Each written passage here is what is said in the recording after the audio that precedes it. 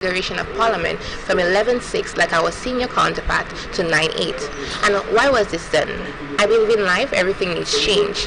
This reshuffling in configuration was constructed to distinguish the body as a separate entity and take away the pressure to act like our senior counterpart. Today's motion is focused on educational reform and different ways that we can move forward in improving the educational system. The parliamentarians will be debating different ways that they can do this through their ministry and in their individual constituency. Today, we can expect to hear about the abolishment of corporal punishment in schools, the integration of the Creole language in the school syllabus, and special education in schools. So actually, speaking of the integration of the Creole language in the syllabus, I was actually the 2011 Junior Minister of Tourism, and last year I got the pleasure of judging the competition where Shine, who is, so now we're seeing the Speaker of the House enter.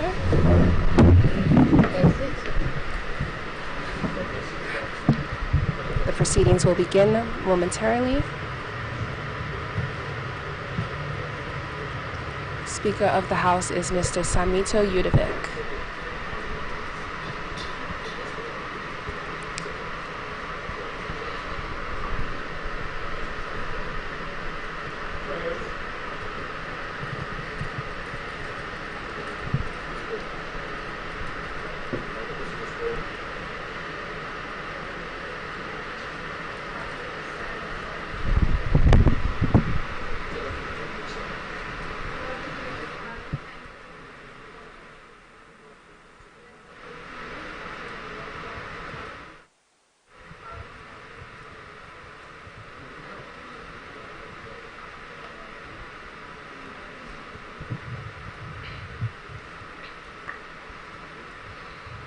Honourable members, please remain standing as we observe a 1 minute of silence for the passing of the relative of the member for Miku North.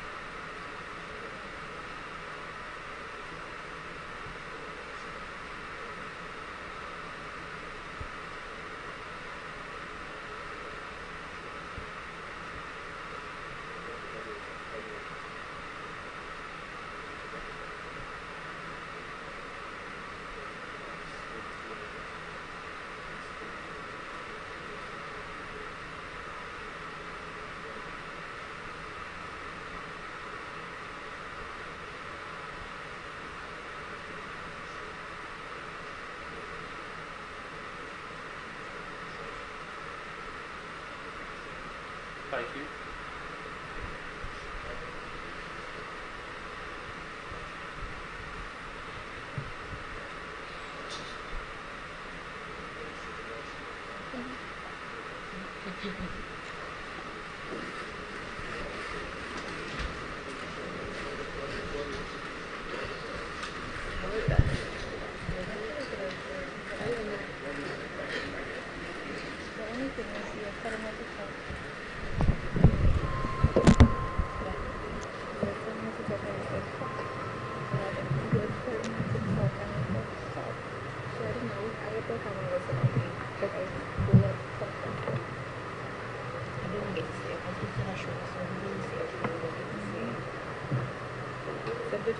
A pleasant good morning, honourable members, and a special welcome to the invited guests this morning. I have received apologies for the member for Miku North who is unable to be with us today due to the passing of a family member. We extend sincere condolences to his family. For the announcements, we extend congratulations to the National Sports Awards winners who were recognized on Saturday evening. The member for Barbono, congratulations to you and your constituency for attaining the most prestigious awards. especially the Junior Sportsman of the Year, Mr. Kimani Milius, who captained the under-19 team, West Indies team, sorry, to 5th place in the World Cup tournament. Let me also express congratulations to the winners of the Mr. Independence and Miss Independence pageant 2020, and condolences to the family and friends of John Baptist Honora, who became the nation's 5th homicide victim last week, and by extent condolences to the member for Castries South, who lost a family member. Our thoughts and prayers be with the families.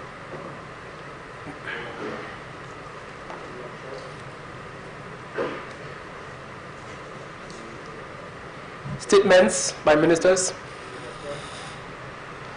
Member for Castries South and Minister for Education, Innovation, Sustainable Development and Science and Technology. Thank you, Mr. Speaker. Mr. Speaker, I would like to extend congratulations also for the young people from my constituency, Mr. Speaker. First and foremost, Ms. Julian Alfred, who continues to excel in the track and field department, Mr. Speaker, and a track sensation right from Cicero, Mr. Speaker.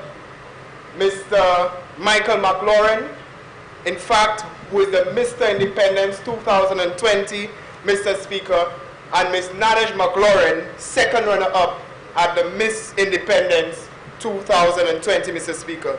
Needless to say, that also Castries South breeds talent too, Mr. Speaker. Mr. Speaker, the NYC, National Youth Council, Ministry of Education, looks forward to taking bold steps for the year 2020, first and foremost with the NYC TV, an initiative to assist young people to find solutions that they may face in their communities.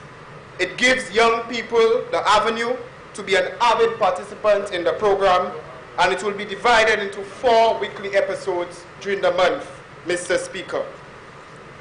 In the series of that, we will be having On the Block, one of the weekly episodes which will feature young people in their communities speaking issues which directly affect them.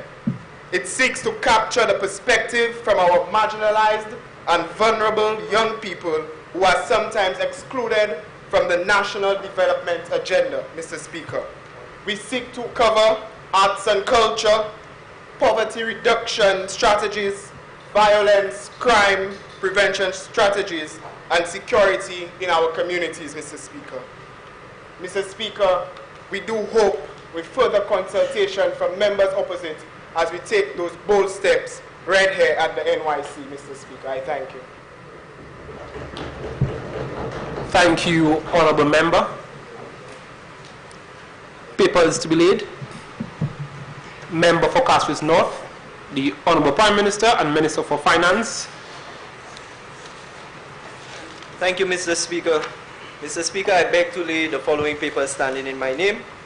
The St. Lucia National Youth Council Policy Report 2019. Thank you. Thank you, Honourable Member.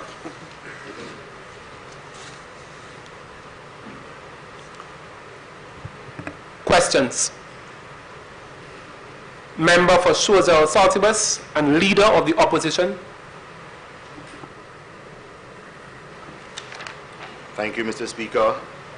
Mr. Speaker, through you, the question is for the Minister of Education for oral response. 2 of them actually. Number 1, what arrangements are in place for children who are excluded from school or whom mainstream schooling isn't working? How rapidly can such arrangements be brought into operation for the children concerned? Number 2, what support is available in this year's budget to schools to combat the problem of dropouts from the formal education system? Thank you. Member for Castries South and Minister for Education, Innovation, Sustainable Development and Science and Technology. Thank you, Mr. Speaker. Mr. Speaker, first and foremost, thank you, Honourable Member, for the question. The Education Act makes provision that students must not be excluded from school, Mr. Speaker, and that there is a compulsory age from 4 to 16 years that students must be in school, Mr. Speaker. So Speaker, in the last 5 years, the Ministry of Education has recorded 247 school dropouts. There has never been any formal assessment or survey to the reason why students drop out. But we may encounter or realize the factors that may include, such as the social welfare of the students, or they don't feel comfortable at school, or they can't afford their education, Mr. Speaker. We have engaged CARE, the Center for Adolescent Renewal Education, which provides support to underperforming students. They follow a junior life program, which focuses on building their literacy and numeracy skills, Mr. Speaker, and behavioral and top skilled learning, training. At the end of the program, they are either reintegrated into secondary school or they continue to pursue for their CVQs. And the government of St. Lucia has allocated the George Charles Secondary School facility for CARE to enhance their program. Thank you, Mr. Speaker. Thank you, Honourable Member. Member for Denver South.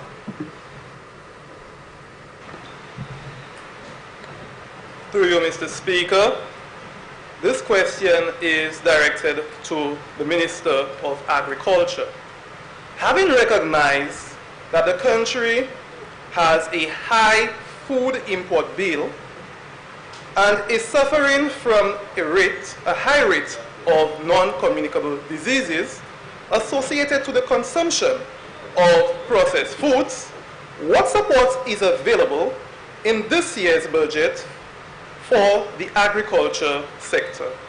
I thank you, Mr. Speaker.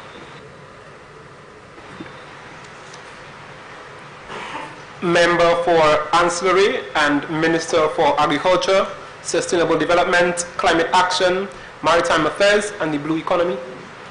Thank you, Mr. Speaker. Good morning to everyone in attendance. And through you, Mr. Speaker, I'd like to answer the member for Dennery South's question by saying, we all know a nation without food is a nation in distress. Mr. Speaker, you cannot have productive people if they are not being properly fed. And that is the reason why our food importation bill is so high, standing at $4.5 million. Also because the agricultural industry cannot yet produce enough food to feed our entire population. Our agricultural industry, however, is growing with the continued efforts of stakeholders to make the industry the hot topic it once was, Mr. Speaker. The National Youth Government understands the importance of an industry which literally fuels the people of our nation. And we are prepared to set larger budget allocations for the growth of the sector. Growth is what we're looking at because the Ministry of Health has recognized that the consumption of home-grown foods and a more plant-based nutrition in diets significantly lessens the occurrences of non-communicable diseases in our people, the most abundant being diabetes. With these larger budget allocations, we wish to diversify the range of food products available to our people, Mr. Speaker. And when we examine the contents of our import list, we see that flour, sugar, rice, and milk are quite abundant. Therefore, with the growth of the sector, Mr. Speaker, we hope to use local starches to produce healthier flour options for our people, and as well to push the usage of coconut milk, which we produce right here in St. Lucia, and is significantly more healthy than its dairy counterparts. Thank you, Mr. Speaker. Thank you, Honourable Member.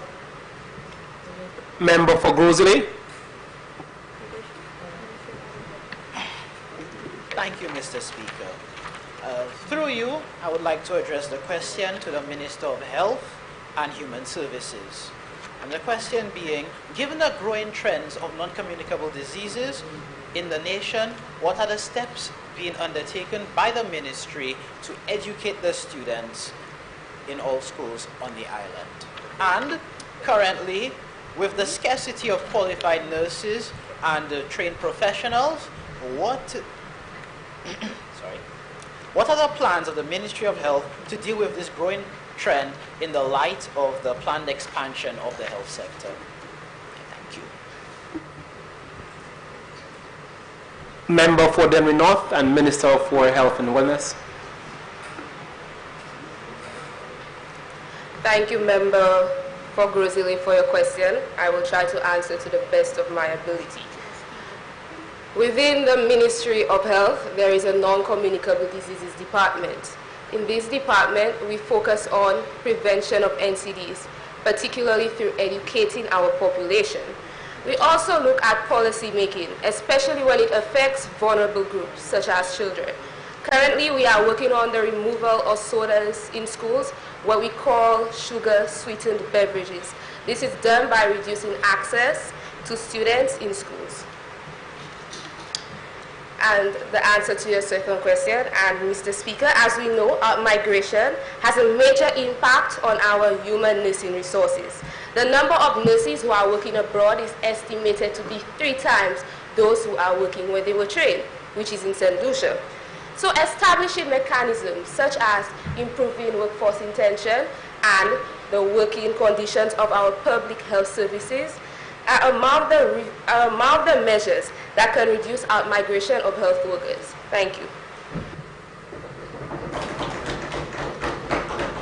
Thank you, Honourable Member.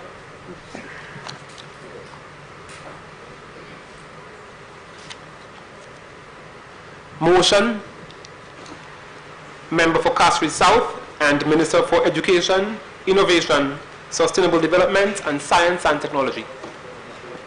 Thank you, Mr. Speaker. I beg to move the following motion standing in my name, whereas it is provided in the Education Cap 18.01 of the revised laws of St. Lucia that the Minister shall establish a national curriculum for public schools which shall be balanced and broadly based to achieve and promote the spiritual, moral, cultural, intellectual, and physical development of students and of society.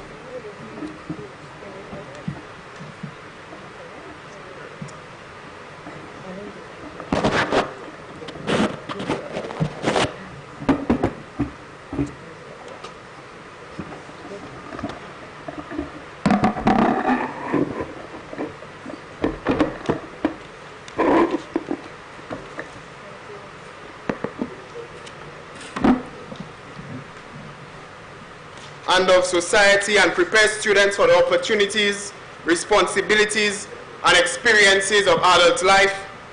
And whereas it is further provided in the Education Act, Cap 18.01 of the revised laws of St. Lucia, that an educational program is course of study designed to meet the specified learning needs of an individual or group of persons, and that every compulsory school-aged person who resides in the state and enrolled as a student in an educational institution shall receive an educational program offered by the Ministry of Education or attend an educational program offered by another educational institution where it is reasonable to do so. And whereas the curriculum designed for the primary school level represents a course of study designed to meet the specified learning needs of an individual or groups of persons intended to sit the common entrance examination, which represents the standard requirement for entry into the secondary level education of each child of school age, which over time has outlived its usefulness as the standard for the educational needs for children. And whereas the introduction of the technical and vocational education and training TVET curriculum in school is a specific education and training program geared to provide for the knowledge and skills for employment designed for the career development of young people post the secondary and tertiary level education stage. And whereas the government has recognized the need for a skilled labor force and the necessity for the development and expansion in the skills and the educational capacity of young people, which makes up a large part of the working population, to satisfy the emerging trends in the workforce. Be it resolved that the House of Assembly and the Senate hereby authorize the Minister of Education through its various governmental agencies to examine for the purpose of introducing and implementing reforms in the educational sector, systemic changes in the educational programs that will provide modernized skills training at the various levels of education in St. Lucia. Mr. Speaker, as I commence my presentation, I would like to wish the entire country of St. Lucia, and by extension the young people of Castries South, a happy independence, a happy 41st independence anniversary. As we accelerate into a new year of independence, I would like to commence this presentation by quoting one of our Nobel laureates who 41 years ago, Mr. Speaker, received his Nobel Prize for Economics. And I beg to quote, "The fundamental cure for poverty is not money, but knowledge," end quote, Mr. Speaker. And this NYC government, Mr. Speaker, believes with a proper transition in the education system and curriculum, it will fully harness the potential of our nation's students. So, Speaker, when it comes to rethinking our current education system, holistic education gives off an exciting alternative.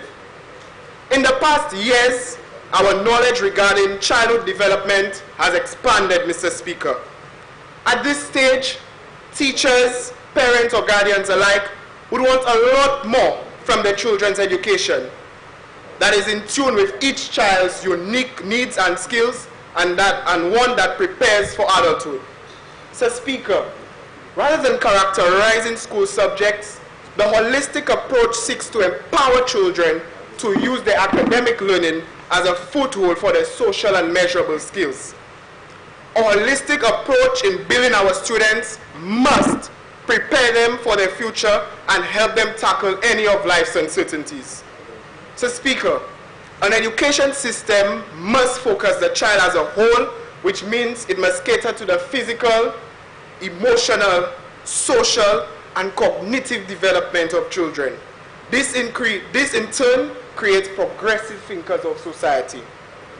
Mr. Speaker, with a health and family life education and civics curriculum strengthened, this NYC government proposes that it must teach a student the sense of community and place. By giving students a greater sense in the community, locally or globally, they gain the desire to participate and to become a better citizen of that community. The recognition of self-importance, Mr. Speaker. Students must understand the value that they possess as future decision makers and to be active members of society. So, Speaker, emphasis must be placed on the development of critical thinking skills, Mr. Speaker. Students must have the ability to make observations from experiences, apply reason to conceptualize, and to summarize what they got into a meaningful belief or action. So, Speaker, imagine a society with holistically built citizens and critical thinkers playing a major role in the democratic and legislative process of this country. Today, Mr. Speaker, I can stand in this house proud to be a descendant of the hard-working advocates and the founders of the National Youth Council of St. Lucia, who fought firmly for the reformation of education in their time. So, Speaker, education is a right, not a privilege.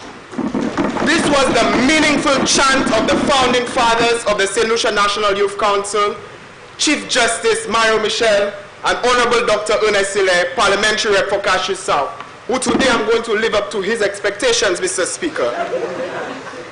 So, Speaker, universal secondary education was introduced by then Minister for Education, Mario Michel, in 2006, where it means that all students in the state will be enrolled into a school in this state.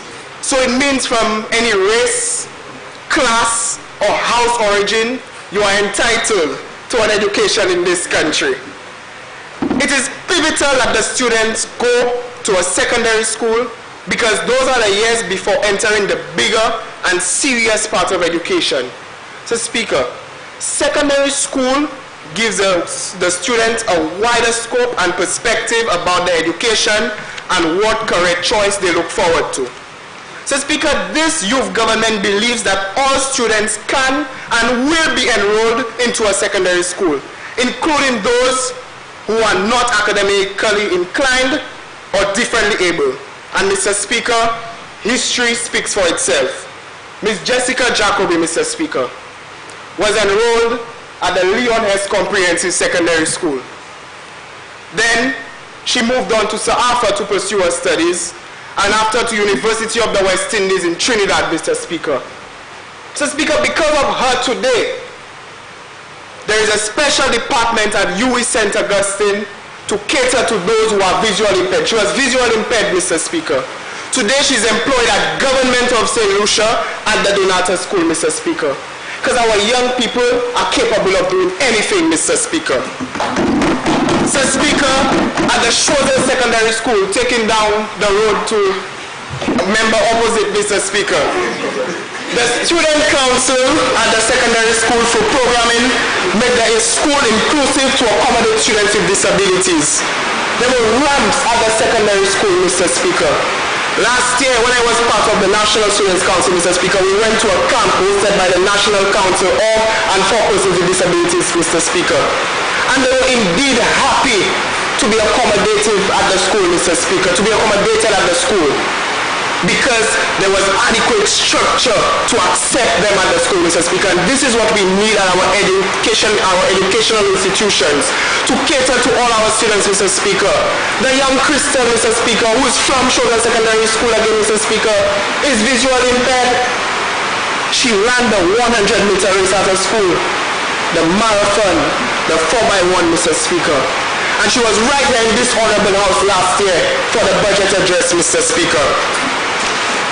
Universal secondary education also speaks to students who enter the care schools, comparable to vocational schools in the region, which focuses on preparing students for jobs, Mr. Speaker. Mr. Speaker, we need to stop profiling our care students. Siyo asushime, luka pale yo mal. Siyo l'école, luka pale yo primal. So, Speaker, if they're on the road, we are speaking about them badly. If they're in the school, we are still profiling them again, Mr. Speaker. That needs to stop. Let us not forget our students who are given little consideration onto literacy skills, Mr. Speaker. It is paramount that they receive the basic skills to set their foundation, especially for technical learning here in St. Lucia. Mr. Speaker, after much dialogue with young students in my constituency, they claim and they say that the common entrance is a plague to them, Mr. Speaker. Mr. Speaker, the common entrance examination is taken by primary school students as part of the admission process for academically selective secondary schools. Mr. Speaker, hear the definition. Admission process for academically selective secondary schools, Mr. Speaker. This is why in this motion, it relates to how common entrance has outlived its usefulness. And I will tell you why. Mr. Speaker, there is too much assessment and the atomization of the curriculum in recent years, and it has not helped. Too many subject silos and not enough joint thinking across the curriculum. So many young people display their disinterest in studying. Most have agreed that the exam is a form of labeling and stereotyping that it has attached to schools and students. Students who are usually profiled due to their secondary school, Mr. Speaker, their self-esteem and self-confidence are crushed, Mr. Speaker. Doing a one-time exam does not serve the purpose of preparing that child to operate at a secondary school level. Who knows what that child experienced before that exam? Who knows what that child experienced hours before that exam, Mr. Speaker? It is paramount that our average student must have the literacy and numeracy skills. Mr. Speaker, the Ministry of Education, together with the Center for Adolescent and Renewal Education, which provides support for the labeled underperforming students, Like I said earlier in the oral response, the government has allocated the George Charles Facility for Care to expand their program because we care, Mr. Speaker. So, Speaker, we acknowledge that this motion speaks to a systemic change. So this NYC Ministry of Education proposes the inclusion of an aptitude test. An aptitude test is designed to assess what a person is capable of doing or to predict what a person is able to learn or do given the right educational task. Such tests are often used to assess academic potential or career stability, also with mental or physical talent, Mr. Speaker. For such tests to be used to assign students to a secondary education which is suitable in accordance with their skills to fit them for the next 5 years of their lives in preparing for their career field. We must understand that our educational facilities should be and must be available to all, Mr. Speaker. The TVET curriculum has opened many doors for young people in St. Lucia, and particularly in Castries South. TVET helps educate and train, which in turn provides knowledge and skills for employment. TVET serves many purposes. Key purpose is preparation of youth for work. It takes the form of learning and developing work-related skills and mastery of underlying knowledge and scientific principles. Also continuing professional development, rapid technological changes demand that workers continuously update their knowledge and skills. Mr. Speaker, when it comes to vocational training, there are undeniably certain kinds of knowledge that must be a general nature and, more importantly, a certain cultivation of the mind and character that nobody can afford to be without. People obviously cannot be good merchants or soldiers or businessmen unless, regardless of their occupation, they are good, upstanding, and according to their status, well-informed human beings and citizens. If this basis is laid through schooling, vocational skills are easily acquired later on, and a person is always free to move from one occupation to another. So, Speaker, it is with great importance that we integrate such curriculum in our system to help students prepare for the modern day work life. The skills that one develops throughout his education series must sync with his or her career type. With vocational education, it can take place secondary and post-secondary and further education, Mr. Speaker. Vocational education should be provided to our trade schools, community colleges, and also technical schools, Mr. Speaker. The comprehensive schools speak intensively to the use of vocational schooling, Mr. Speaker, in our country and the introduction of many technical subjects. Subjects include clothing and textile, food and nutrition, for the aspiring fashion designers and the future Nina Comptons of this country, St. Lucia. They are exposed to where their skills and talents meet the career field. Throughout their secondary education, there are types of aptitude tests which in time to time check on the progression of our students in St. Lucia. Mr. Speaker, also the inclusion of aptitude tests, it is usually given to school students which type of career test they are good at. These tests give them a general idea of what interest students have for their future, Mr. Speaker. And I have here correctly, Mr. Speaker, which I would like to make a document of the House, Mr. Speaker, which speaks to, at the secondary level education, Mr. Speaker, how a student could go about matching their personalities and skills with a career type, Mr. Speaker, written in Jamaica, Mr. Speaker. So, Speaker, it first starts off and it asks, how do you see yourself, Mr. Speaker? Where you are graded, if you like animals or tools and machines, if you like to study math or scientific problems, if you like the social or political skills, Mr. Speaker, and you grade yourself as to your strong career or personality type, Mr. Speaker. Moreover, you go to appealing occupations, where the students have a series of appealing occupations, Mr. Speaker, where they go from welder, bus driver, and according to the letter, Mr. Speaker. Honourable Member, you have 1 minute to conclude your presentation.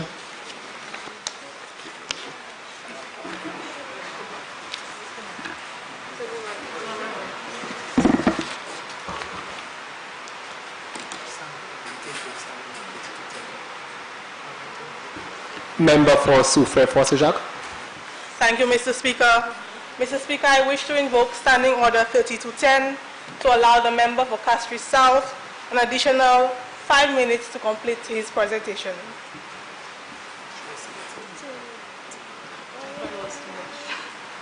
Honourable members, the question is that the Minister for Castries South be allowed an additional 5 minutes to proceed with his presentation. I now put the question. As many as are of that opinion say aye. Aye. As many as of a contrary opinion say no. No. I think the ayes have it, the ayes have it.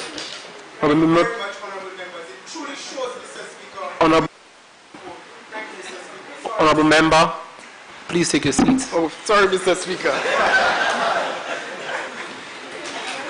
Honourable member, you may now proceed with your presentation. Thank you very much, Mr. Speaker. I stand corrected. But, Mr. Speaker, it truly shows who is interested in hearing the proposals that we have for the young people of St. Lucia, Mr. Speaker, and who is truly representing young people, Mr. Speaker. But, Mr. Speaker, as I was saying, appealing occupations, Mr. Speaker, they're on continue, and they grade according to their scores, Mr. Speaker, and according to the letters, and then they go over on the career sheet. I think you should try it, Honourable Member. I think you should try it. Leader of the Opposition, thank you. Mr. Speaker, as to the career type that they wish to proceed, Mr. Speaker. So, Speaker, using this tool, some of them might see that they are good with numbers. They may want to be salespeople, bankers. Some may have excellent language and verbal skills, Mr. Speaker. So they may want to be news anchors and teachers, etc. Even on the employee's end, may use aptitude tests to look at an individual's capacity in a particular area, to use it to determine if they possess the skill for the job. It can be used to measure 2 or more different abilities, Mr. Speaker. Employees possessing many positive skills which influences productivity and profit in the workplace, Mr. Speaker. Our primary schools are of ideal importance to our students. It sets out the foundation for students who are being groomed for life. And I stand firmly with my alma mater's school motto, not for school, but for life. Therefore, we must sculpt our young St. Lucian minds from start until for life, Mr. Speaker. Secondary school sculpts the way of our students to find a suitable career. It opens up opportunities for most young people to go into further education, Mr. Speaker. In conclusion, Mr. Speaker, I urge the members opposite to come and to come good, Mr. Speaker. If you are truly representing young people, will you truly oppose education reform, Mr. Speaker? If you are coming, come with proposals, because that is why we are in this honorable house, to consult, and that we are at the drawing table to set out for the future of St. Lucia. If there is needs be to change to this motion, Mr. Speaker, we will accept, and that is why we are here to debate. So, Speaker, ta say a chuelma, anu fesa some. The time is now. Let us do this together. Now is the time. That is what our independence theme, it says it all. So I would like to say that the youth is the present and our future. So fellow member colleagues and members opposite, together let us go as one for the young people of St. Lucia. Let us set the soil foundation so our young people may blossom where they were planted. The growth and future of Sweet Helen depends on the quality of the education system here. I thank you, Mr. Speaker. Thank you, Honourable Member.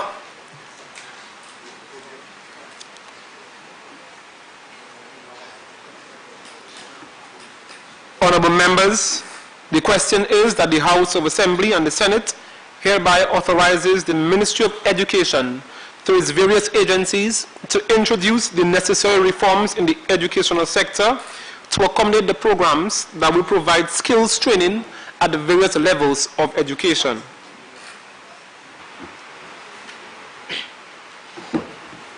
Member for Castries North, Honourable Prime Minister and Minister for Finance, Foreign Affairs, International Trade, Investment, Local Government and Social Development. Thank you, Mr. Speaker. Mr. Speaker, I'd like to take this opportunity to wish my constituents of Castries North a happy 41st Independence under the theme, "Now is the time, let us do this together." Mr. Speaker, I find that this theme is a very fitting theme for the motion that we are about to debate today.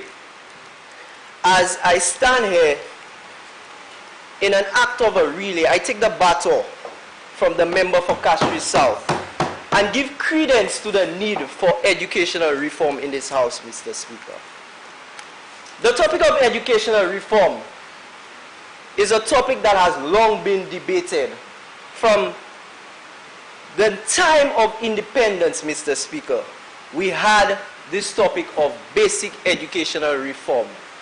The man leading the charge was the Prime Minister of the day, the Honorable Sir John Compton. He was the one who gave a lot of credit to his cabinet. It was at that time, Mr. Speaker, that Sir John Compton recognized the need to reform our education because there was a growing trend where there were increased primary school students entering the secondary school level. At a time where we only had 2 secondary schools, Mr. Speaker, that educational reform came into fruition. In a 2004 interview by GIS, it was that same Sir John Compton who spoke of that reformation in detail. And what he said was that we have a situation where we have the need for schools. We also have the need for teachers, the need for them to be trained. And what did he do? He saw through that need. But where did that need come from, Mr. Speaker? It was his Minister of Education, the Honorable Sir Alan Bousquet, who suggested that instead of celebrating our independence with the erection of a monument or some building or some large piece of infrastructure, they decided to make universal secondary education and universal primary education a matter of priority. And today, Mr. Speaker, we stand here in this honorable house boasting 73 primary schools and 23 secondary schools in our current education system. But Mr. Speaker, in 2020, we are still debating educational reform. The document I hold in my hand, Mr. Speaker, is the Basic Education Reform Project of 1994, which I am willing to make a document of the House, providing that the opposition is interested in statistics at this point. This document cites the need for the replacement of the common entrance examinations. On page 7, it lists all the factors that contribute to the low achievement of primary school students at the common entrance level. Factor number 1, qualitative and quantitative problems with major education system inputs. Factor number 2, inadequate supervision of instructional delivery by curriculum officers. Factor number 3, poor articulation of the curriculum in the education standards between and within grades. Factor 4, distortion of primary curriculum by the pressure of competition for secondary school places, Mr. Speaker. This was in 1994, Mr. Speaker. 26 years ago. And we are still debating educational reform in this House.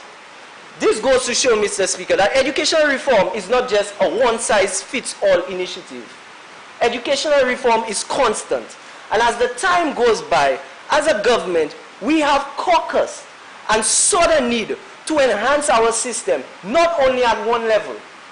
The primary school level is where we will commence. And by my Minister for Education and member for Castries South suggested the inclusion of the aptitude test to note the holistic, spiritual, moral, intellectual, and physical development of the students. Mr. Speaker, we have a curriculum that facilitates subjects such as health and family life, where a lot of our key social issues are slightly touched upon in that subject. There is an increasing need for our NGOs, Mr. Speaker, to come into our primary school system and teach sex education. Social ills such as peer pressure and the influences of being in the school system, Mr. Speaker. With a reformed education system, in the primary schools, Mr. Speaker, we shall see that coming to our lecturers who are now being trained to teach those primary schools, Mr. Speaker. Aside from this, at the primary school level, we also have a situation where a number of dropouts, like the member for Castries South stated earlier, we have a number of dropouts happening in the primary school level. And based on our assessment, unfortunately, we are unable to articulate what are the reasons for those dropouts. But the figures are alarming, Mr. Speaker. Mr. Speaker, in the year 2000, we had 265 dropouts. And these statistics are available right here, Mr. Speaker. I can make this a document of the House. Then again, if the opposition is interested in the statistics for today. Mr. Speaker, the number of dropouts we have been increasing over the years, Mr. Speaker, in a primary school level. And we as a government see the need to address this urgently with the inclusion of the aptitude test. And also, I would like to suggest in this honorable House that the government can also consider looking into the CPEA assessment, which is a similar assessment to the CXC at a primary school level, Mr. Speaker. It is something, Mr. Speaker, that then prepares our primary school students for the world ahead. Because we know that at the end of our 5-year schooling, Mr. Speaker, we are issued our CXC certificates. Many of us have different roads ahead. Some of us take the opportunity to further our learning. Others take the opportunity to enter the workforce or use their qualifications to start an establishment of their own. By instituting that at the primary school level, Mr. Speaker, we are now riding on the aptitude test, who will then give us basic information about that child, not just from a teacher-student point of view, but also with the inclusion of the parents. Because this aptitude test is not just meant to just be given to a primary school student, and entered and assessed by the teacher. This aptitude test ensures that the parents are included in the dialogue. And we recognize the strength of families in this country, Mr. Speaker. Where the parents are involved, Mr. Speaker, holistically, the child develops at a more tuned rate, Mr. Speaker. A lot of the deficiencies that happen at homes, Mr. Speaker, they are transferred to the school system. You have children, Mr. Speaker, coming from broken homes, dealing with all social ills, drug abuse, physical abuse, mental abuse. And like the member for Castries South said, Mr. Speaker, all those factors come into play at the time a child may or may not decide to sit the common entrance examination.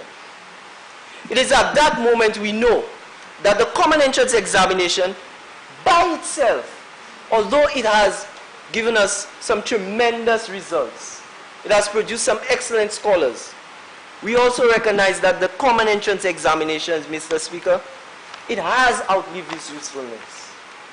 We are in a generation, Mr. Speaker, where we have 6-year-olds across the globe programming computers, Mr. Speaker. But in our system, we would like to assess a child based on a math score, Mr. Speaker, at the age of 11, 10. Mr. Speaker, we believe it is time for a change.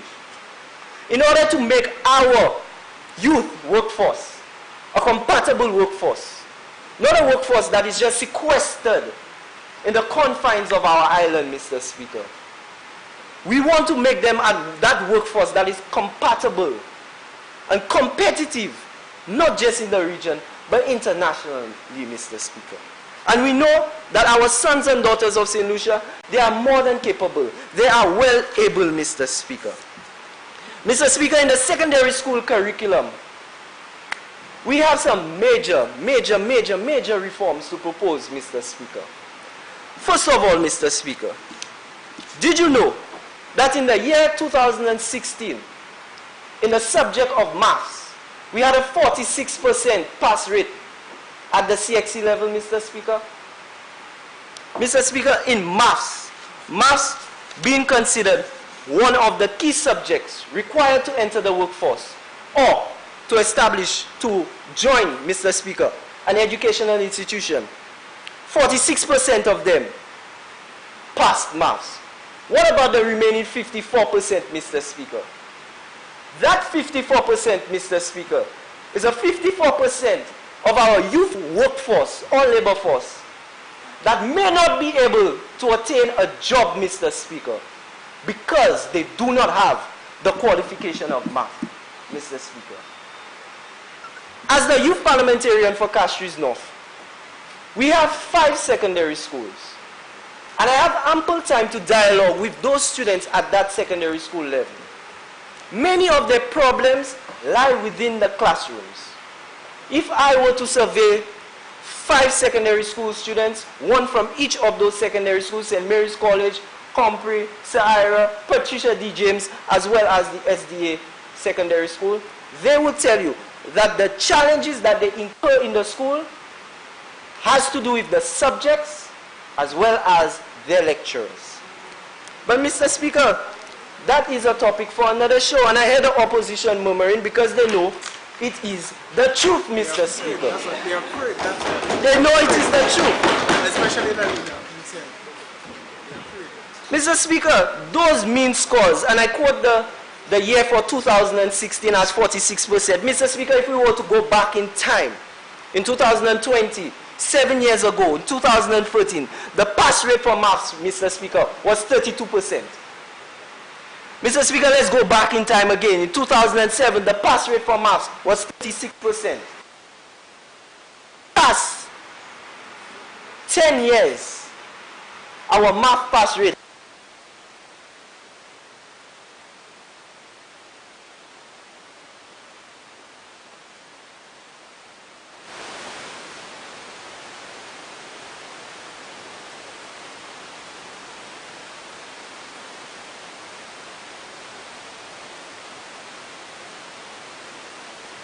because in the absence of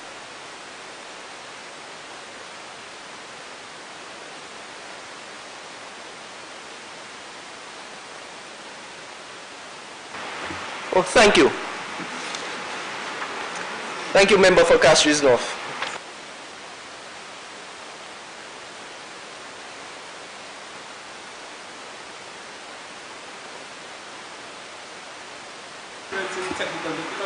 Yes. Mr. Speaker, I believe the opposition is behind this, Mr. Speaker.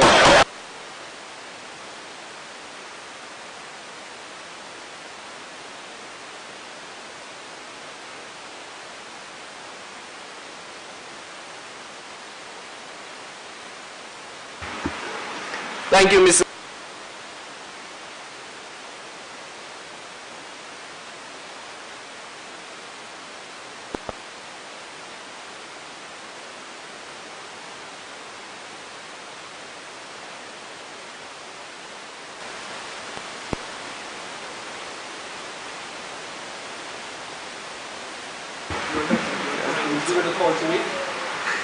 Thank you.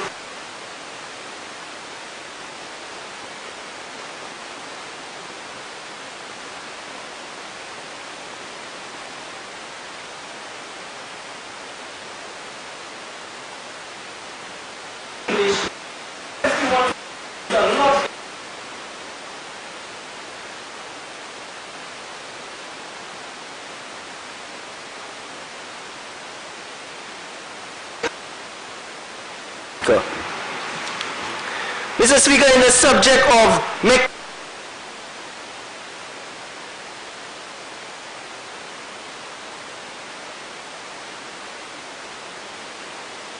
Speaker, 100% pass rate, Mr. Speaker. We also have in the area of food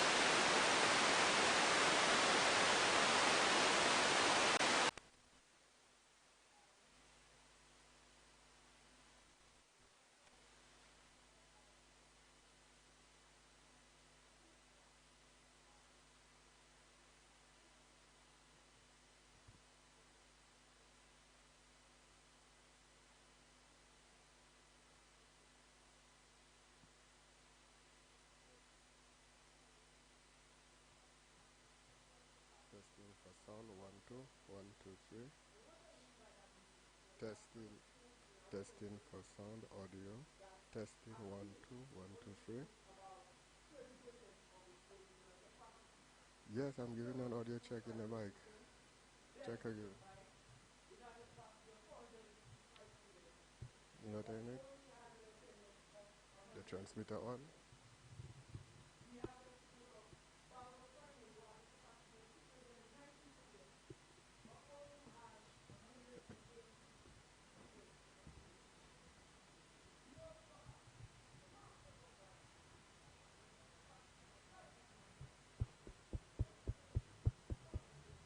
Audio check 1, 2.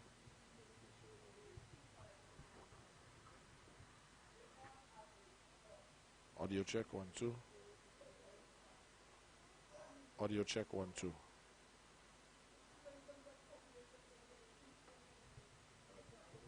Audio check 1, 2, 3, 4, 5, 5, 4, 3, 2, 1.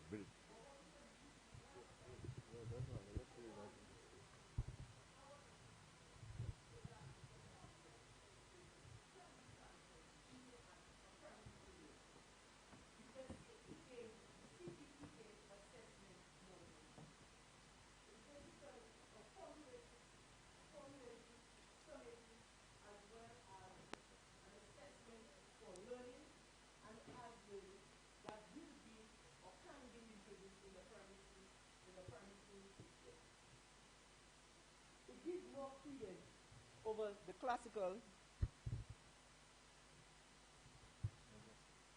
Thank you, Mr. Technician. Mr. Speaker, the assessment which I propose,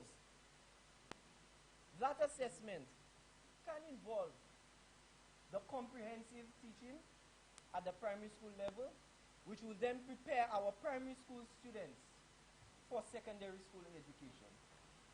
That assessment, Mr. Speaker, is over a period of time. And you will hear from our members how we plan to target this period, especially in the primary school, from grade 4 right down to grade 6.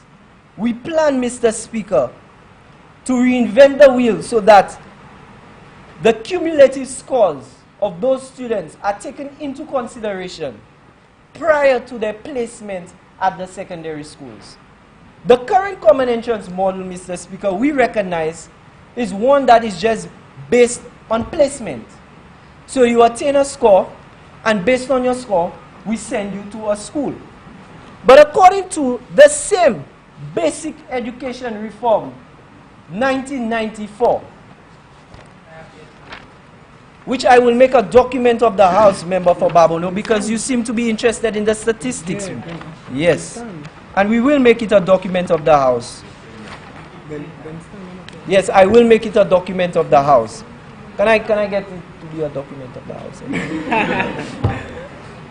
Mr. Speaker, and just before I issue my document, I would like to leave the opposition with this point.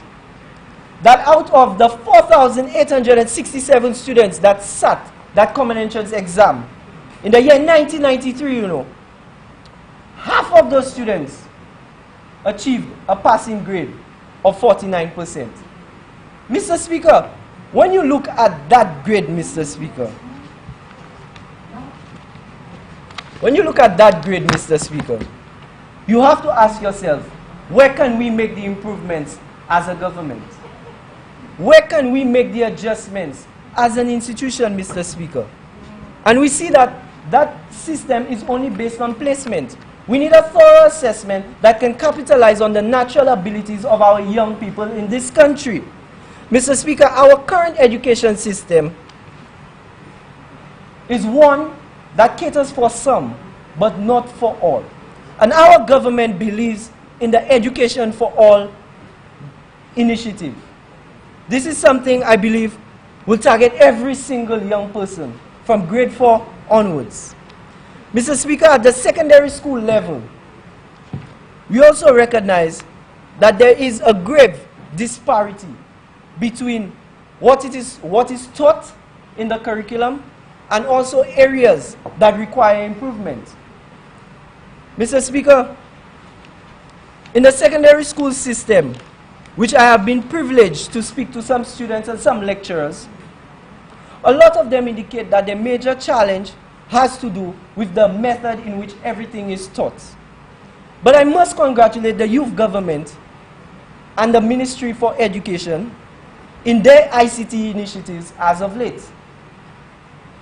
The Ministry of Education has embarked on an initiative called #Educate St. Lucia, where they are seeking to implement the learning of ICT and all ICT-related programs within our school curriculum, Mr. Speaker. Mr. Speaker, yes, member for Castries South, I need to educate the opposition, Mr. Speaker. Mr. Speaker, another dimension of that challenge is also recognizing that the structure of our domestic labor market may not necessarily reflect the structure of our regional or our international labor market. Mr. Speaker, we have large cohorts of young people leaving our secondary school system that suffer from underemployment and unemployment. Students sometimes bearing in excess of 7 CXCs who cannot find a job in our local markets, Mr. Speaker. This is becoming increasingly becoming a big problem for us as a youth government, because here we are proposing those reforms, Mr. Speaker, with hopes that it curbs the youth unemployment and it also tackles the youth underemployment, Mr. Speaker. In the country of St. Kitts and Nevis, Mr. Speaker, finding a job on average takes in excess of sometimes 14 months, Mr. Speaker. And this is from the World Bank 2007 report on secondary school education, Mr. Speaker. This situation requires the attention and the attentiveness of our government to implement technical and vocational education training at that level, Mr. Speaker. Technical vocational training, also known as TVET, which is a term that most members of this House is currently aware of. TVET does not only give you an NVQ or a CVQ or a qualification for you to practice locally and regionally, but it also gives you the skills, Mr. Speaker, for you to open your own enterprise. Mr. Speaker, as a government, we believe that the young people, they're not only being designed to work in the labor force, but they're also being molded to be their own bosses, to be their own persons, their own entrepreneurs, their own policy and decision makers, Mr. Speaker. With the implementation of TVET, which has been in discussion as early as 2013, Mr. Speaker, TVET has seen a significant rise in interest over the past recent years, Mr. Speaker. One of our partner organizations, which is the National Enrichment Learning Program, also known as NELP, has recorded an increase in the number of learners at their service centers and their facilities. Mr. Speaker, in the year 2010, they had an average of 1,250. But in the year 2011, an average enrollment of 1,616. Fast forward to 2016, Mr. Speaker, 1,973 enrolled persons in the National Enrichment Learning Program, a program that is focused on issuing technical vocational education training for our people. There is a growing interest, Mr. Speaker. And if I can reflect that with our enrollment at the Sir Arthur Lewis Community College, Mr. Speaker, in some departments, Mr. Speaker, we have seen a declining interest, particularly in the Department of Agriculture. We've seen the enrollment move from 80 in 2011 to a staggering 53 in 2013. Mr. Speaker, in the Division of Arts, Science and General Studies, Mr. Speaker, in 2011, we saw an enrollment of 442 but the following year an enrollment of 381, Mr. Speaker. By following the trends in enrollment, Mr. Speaker, what we are noting is that there is a declining interest in some of our basic subjects, but an increasing interest in our technical vocational subjects, Mr. Speaker. So we now as a government are proposing that those technical and vocational subjects increasingly becomes a part of our curriculum today. Mr. Speaker, I noted also our government sees the need to coagulate the efforts of all our partner institutions in delivering quality education, Mr. Speaker.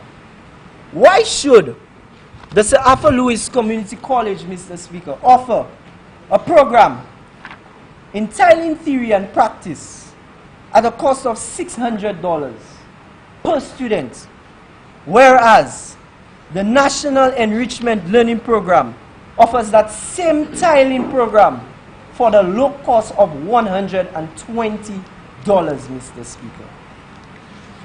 Mr. Speaker, there is a need for our institutions to partner with each other in delivering that quality education that this government, our national youth government, proposes today.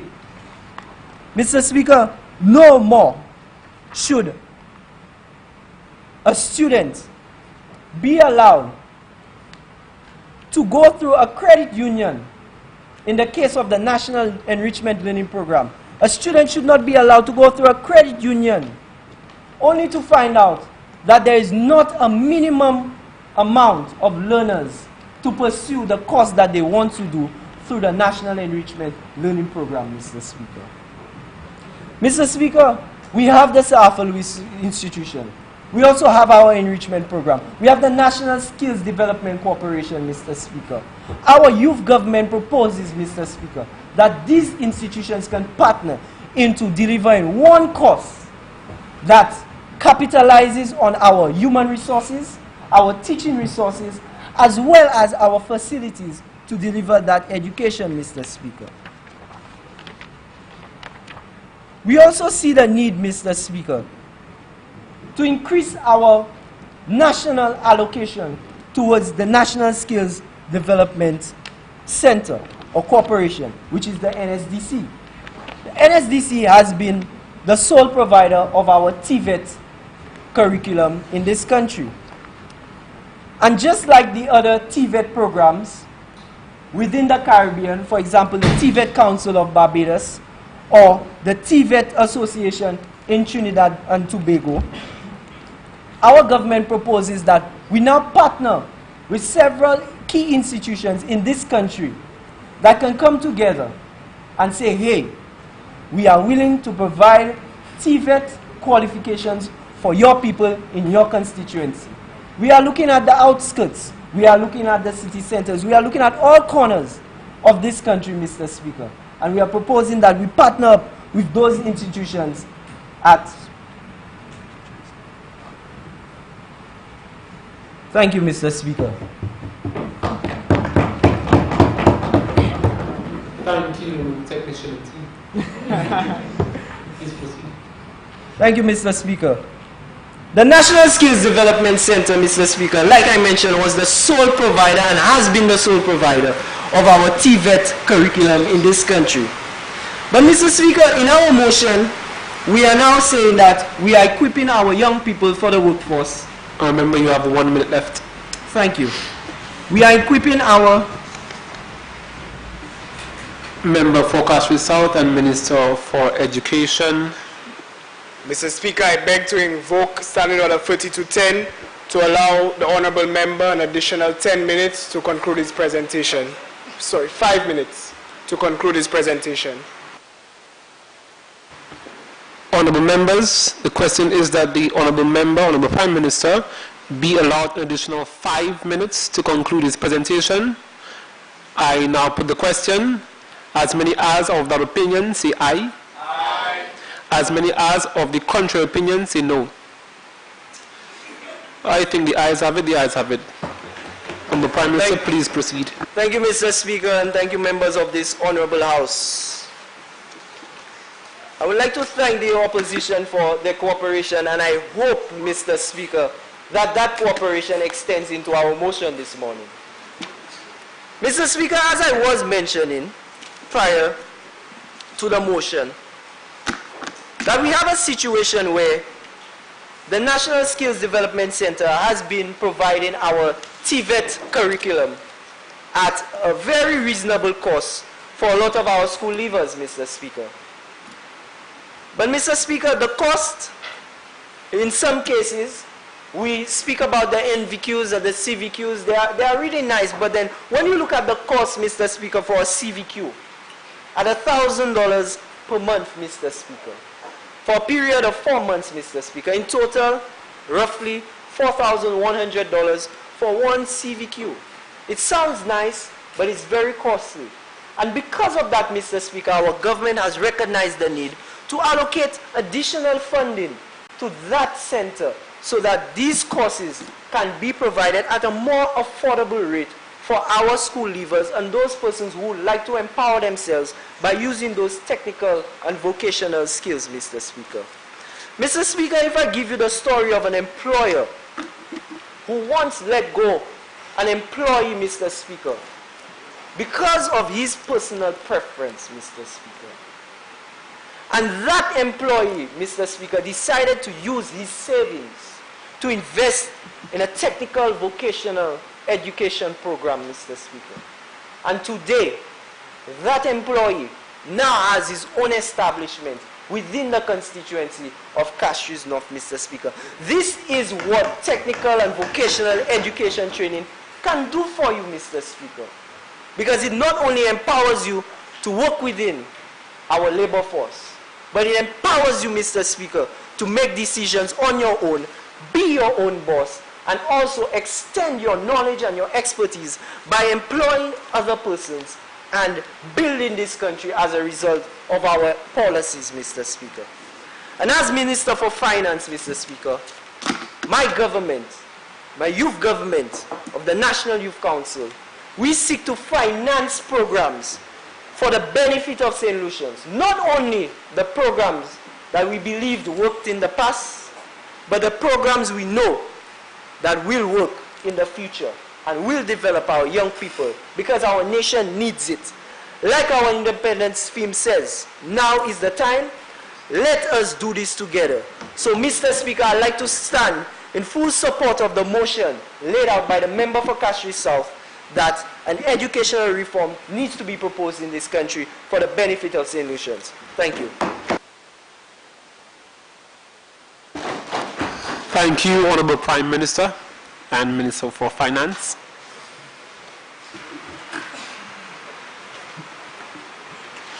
Member for Soufrière Forsyth-Jacques and Minister for Economic Development, Infrastructure, Physical Planning, Housing and Urban Renewal. Thank you very much, Mr. Speaker. Mr. Speaker, I rise before you in agreement that our education system needs a reform. Mr. Speaker, however, before I speak on the key reasons why a reform is necessary, with your permission, I would like to wish all St. Lucians here and abroad a happy 41st Independence. Mr. Speaker, it gives me great pleasure, great joy, Mr. Speaker, and I am honored to be here today representing the people of my constituency, Soufrière Forsyth-Jacques. Mr. Speaker, the aim of our government's education policy is to achieve excellence and equity for all our children and youth in a high-performing education system. To make that a reality, we must raise the bar and cater to the needs of all students and not just those who may be academically inclined. Mr. Speaker, reforming our education system, particularly in higher education, will allow for an increase in economic output. In addition to economic gain, we are seeking to educate our students through a major expansion of vocational and academic programs in our schools. Mr. Speaker, in order to facilitate this expansion, our schools must be given the necessary tools to be able to adequately cater to students interested in pursuing vocational and technical areas, as well as strengthening the already existing infrastructure. Mr. Speaker, it is without a doubt that the opposition may speak on the existing infrastructure within our schools and institutions. Mr. Speaker, we are aware that better can be done, and it will be done, Mr. Speaker, to allow our students to be educated in an environment that is not only conducive for learning, but it is in line with the global environment. Mr. Speaker, what I mean by this is there will be a continuous reconstruction of schools under the Disaster Vulnerability Reduction Project, DVRP, to ensure that they are made climate resilient. I also speak of the implementation and upgrading of ICT policies throughout learning institutions, as Member for Castries North indicated, to enhance the efficiency and effectiveness of education delivery. Mr. Speaker, I must make mention that those reforms we speak of should be across all academic institutions and not necessarily those whose students may be poor academic achievers. We need to raise the standard of education here in St. Lucia, as well as create better educational institutions for students. Mr. Speaker, again, I know the opposition may make mention of the fact that we have the Center for Adolescents and Renewal Education Care as a choice.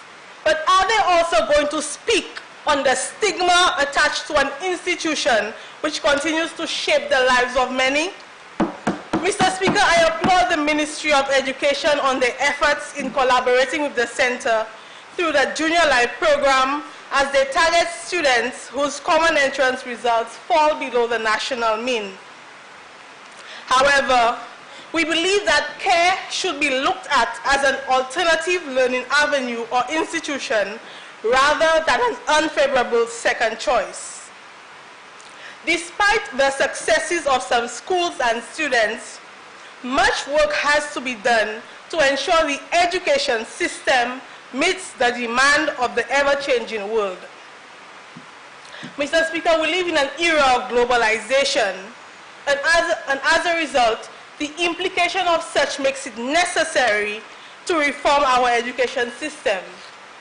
Our current system, or schools, so to speak, mainly prepare students for tertiary or higher learning and not for the world that most of them are thrown into. Mr. Speaker, though everything cannot be taught at schools, how are students expected to know about building and monitoring their finances, filing taxes, and exploring various skill sets when the priority of education or schooling seems to be passing exams or attaining favorable grades? Does this education system really favor our students and their development beyond the classroom? Do we take into account the fact that some students may not mesh into the academic curriculum, but instead may flourish in the area of technical and vocational studies? Mr. Speaker, as you are aware, I come from a constituency with an overflow of talent and potential. Mr. Speaker, through you, I would like to commend the students from the Soufriere Comprehensive Secondary School who recently built their own auto mechanics garage at the school. Mr. Speaker, talk about impressive. Mr. Speaker, as little as it may seem, these are the achievements that we must continue to celebrate and uplift and encourage among students, which would later result in them becoming successful entrepreneurs. Mr. Speaker, youth unemployment, as at 2019, according to the World Bank, stood at 44.32%. The St. Lucia TVET Council indicated that 15% of secondary age graduates enroll in tertiary education, while the remaining 85% enters the labor force. Mr. Speaker, what becomes of those students, particularly those who may not have the necessary ones, twos, or even threes in math and English that majority of firms require. We as a government are concerned, Mr. Speaker, and this is why today I stand in support of the motion in providing a syllabus which not only stresses the academics, the introduction of additional TVET programs and CVQs that are widely accessible and affordable to students can assist in boosting the employment rate here in St. Lucia through increased entrepreneurial opportunities. Mr. Speaker, the purpose of providing those programs to individuals would be defeated if they are not affordable. Hence, Mr. Speaker, this NYC government will ensure that persons are able to afford those programs by providing the grants where necessary. Mr. Speaker, we must encourage our students to follow the path that their heart desires. And in so doing, Mr. Speaker, it is vital that we provide an education system which caters to the needs and skills of all. Mr. Speaker, tourism continues to be St. Lucia's main source of jobs and income, accounting for 65% of GDP. SUFRE, Mr. Speaker, the tourism mecca of St. Lucia, as it is rightfully called, houses some of the most beautiful tourist attractions and hotels. Mr. Speaker, most persons in my constituency are employed within the hospitality industry. 54.2% to be exact, Mr. Speaker.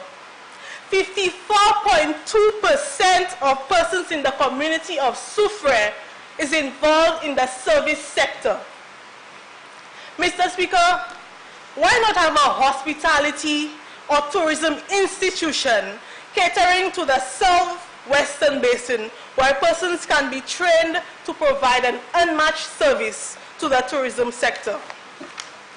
Mr. Speaker, destination planning and development and sports marketing are just a few areas which can be offered to assist in the much needed diversification of the tourism product here in St. Lucia. Mr. Speaker, by now I think you've gotten some light on why our education system is in dire need of revamping. Mr. Speaker, we can all agree that education is one of the greatest investments a society can make. It lays the foundation for achievement and could contribute significantly to infrastructural growth. We need to work on diversifying the programs within our educational sector and implementing better technology in schools to create greater opportunities for our future generations. Mr. Speaker, now is definitely the time, and I encourage members of the opposition to join us all in doing this together for the betterment and development of our nation. I thank you, Mr. Speaker. Thank you, Honourable Member and Minister for Agriculture. For Economic Development, my apologies. From the opposition, Member for Barbono.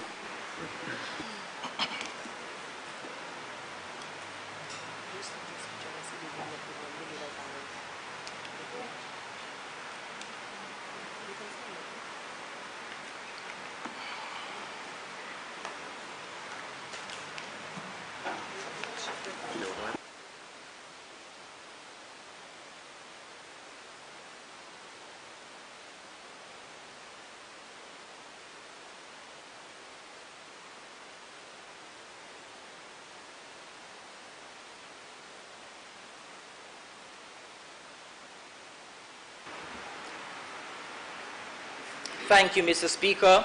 Honorable members, as I assume this posture of opposition simply based on my current sitting position, I must express my most humble gratitude to institutions such as the Barbono Youth and Sports Council and the National Youth Council for affording me this opportunity to represent the sons and daughters for Barbono on the footsteps of our 41st anniversary of independence. Now is the time. Let's do this together. You see, Mr. Speaker, before I delve into this discourse, I would like every youth parliamentarian in here to understand and embrace this theme. Now is the time. Let's do this together. I want to invite the members opposite to this side of the House, which is the right side. No, Mr. Speaker, I am not inebriated or under the influence of the sacramental herb of the Rastafarian community. But as you can see from the community of Barbono, we are known for our clean, fresh air and drinking water, which obviously contributes to health and clarity of mind. I mean, just ask our own Laverne Spencer, or Kimani Melius, Albert Reynolds, or Gregory Filgens. Mr. Speaker, according to the motion before us, it seeks to give the Minister of Education the authority to examine for the purpose of introducing and implementing reforms in the education system. Mr. Speaker, as members of this most honorable House, I think we need to be honest with ourselves, with the nation, and with the young people. The research has been carried out. Several conversations and consultations have been held, and speeches have been delivered. We have even undertaken some level of curriculum review. Mr. Speaker, now is the time to take action. Mr. Speaker, we are cognizant that it all starts with early childhood, and if we are to engender a sense of creativity and productivity in the minds of our little ones, we must make the necessary investment in our young children. And so, not only must we embark on strengthening programs for early childhood educators, but we must emphasize the importance of our teachers in general. We need to look at the concept of integrating early childhood education into schools where the student enrollment is already low. The untrained operators and facilitators of early childhood should avail themselves to the training opportunities offered through NELU, which is the National Enrichment and Learning Unit, Sir Arthur Lewis Community College, and through the CVQ, which is the Caribbean Vocational Qualification Programs. The ministry should partner with the St. Lucia Bureau of Standards in meeting and creating standards for early childhood education centers, and the ministry should also develop a national curriculum for early childhood. Mr. Speaker, secondary school examinations in the Caribbean have been around for over a century, a colonial holdover from as early as 1879 in some territories. Though restructured several times, they're still deemed as irrelevant. Stress-inducing tests with a burden to a 10 to 11-year-old throughout the region. As a matter of fact, the age is by no means suitable for potentially life-determining examinations. Mr. Speaker, when we hear about the stories about students being adversely affected by the fear of the exam itself, or punishment and taunting after not succeeding and relegated to failures by a system we inherited as subjects of Queen Elizabeth more than 50 years ago, even if independence was granted to us in 1979, the colonial shackles of an education system which promotes inferiority and elitism is still struck around its legs in many Caribbean islands, including St. Lucia. Mr. Speaker, a few years ago, a leading researcher and psychologist noted that it was very common in the Caribbean to witness children between the ages of 11 and 12, a few days before writing the common entrance exam, experience depression, high fever, nausea, anxiety, and irrational psychotic and neurotic behavior. In one extreme case, a 12-year-old boy in Jamaica committed suicide because he didn't meet the criteria for passing to the school of his choice. Mr. Speaker, due to this circumstance, it has caused the debate and the stakes to be raised even higher for the abolishment of the exam, and today both Jamaica and Trinidad and Tobago have already done away with the common entrance examination process altogether. The process, according to Dr. Digicals Jules, Director General of the Organization of Eastern Caribbean States, and I quote, Mr. Speaker, would require sustained investment and a major refurbishment plan for schools over at least a period of 5 to 10 years, which would, if the plan was properly implemented, would bring all secondary schools on the island to a much improved standard, end quote. Sadly, this has not happened. So now, quite apart from the pressures of the exam, there is added injurious constraints on students who are slow learners that may end up in a school which is seen as neglected. Mr. Speaker, in some schools, this has resulted in some students dropping out, either from the pressure of discrimination or from really and truly the inability to cope with the heavy emphasis on academics rather than on skills and vocational training. The debate for the abolition of the common entrance exam in St. Lucia, based on some of the above-mentioned factors, has been ongoing, and many educators in our society believe that continuous assessment is the way to go in replacing this one-stop shop exam.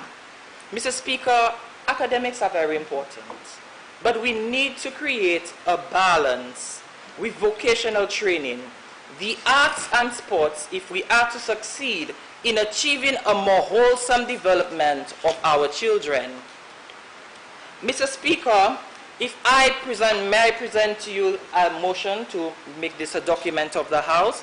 This is regarding the benefits of introducing a document concerning the removal of common entrance, which is called the Caribbean Primary Exit Assessment. I heard the leader of the government stating it, but he didn't really go in depth about how beneficial this is to our nation.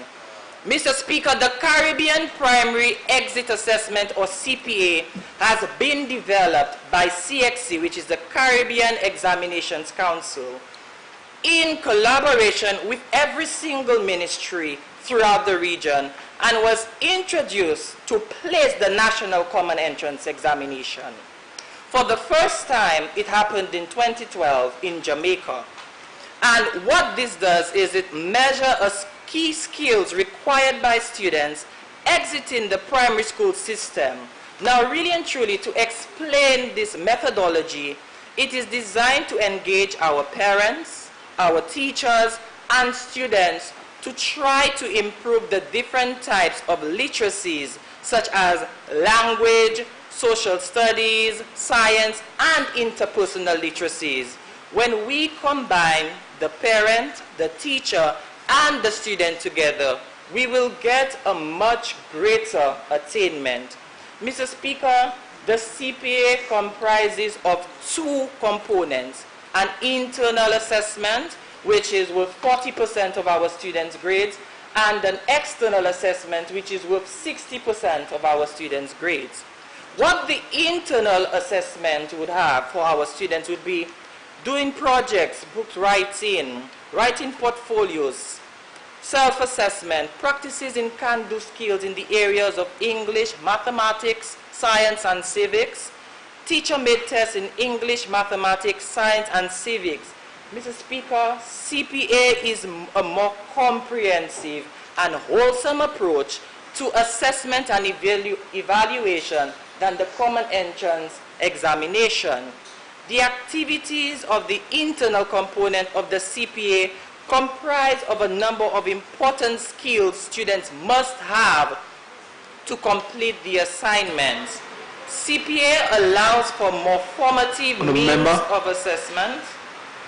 Let us allow the member to continue in silence. Thank you, Mr. Speaker. Teachers would also have the opportunity to support students' development through this process. Mr. Speaker, when we look at the external assessment of the CPA, what it would require of our students is multiple choice. And it would be 50 multiple choice questions in the areas of language arts, mathematics, science, and social studies. Students would be given 75 minutes to do this exam, which is ample time. Mr. Speaker, we are behind in implementing this process. Thus far, countries which have implemented this and have reaped the rewards of the CPA are Grenada, Anguilla, Jamaica, Turks and Caicos, St. Vincent, and the Grenadines. Mr. Speaker, we have all heard of the zoning process in St. Lucia, a process which started in the academic year 2013 to 2014. Mr. Speaker, the zoning process is supposed to ultimately mean that students will be placed in a secondary school based on geography and not necessarily on the grade they achieved.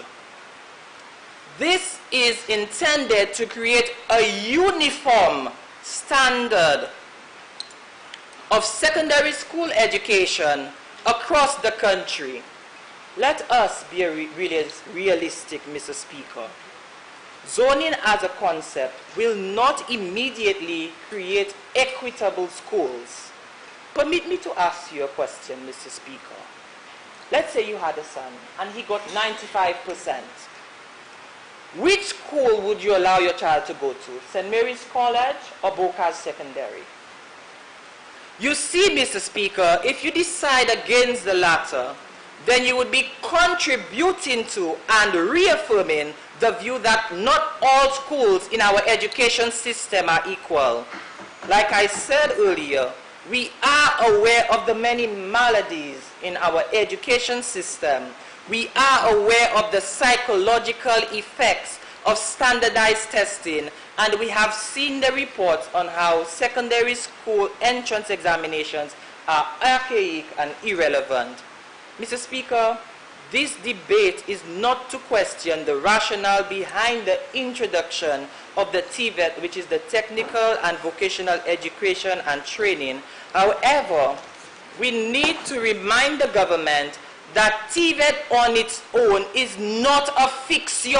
It's not an immediate remedy. It can be a WeMed, however, a medicine for this system, because we really need a medicine in this education reform system. Therefore, it is critical to implement a new system for performance assessment which can adequately cater to the very developmental stages of students.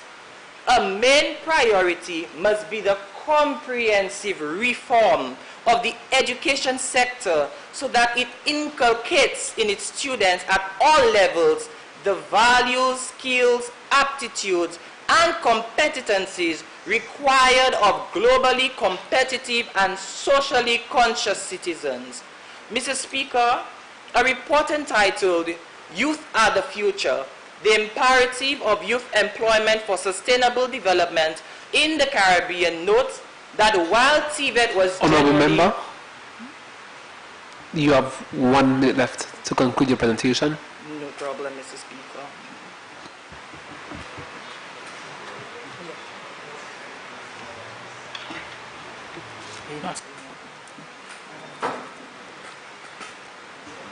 Member for Freeport North. Mr. Speaker, I'd like to evoke Standing Order 3210 to allow the Honourable Member 5 minutes to conclude his presentation.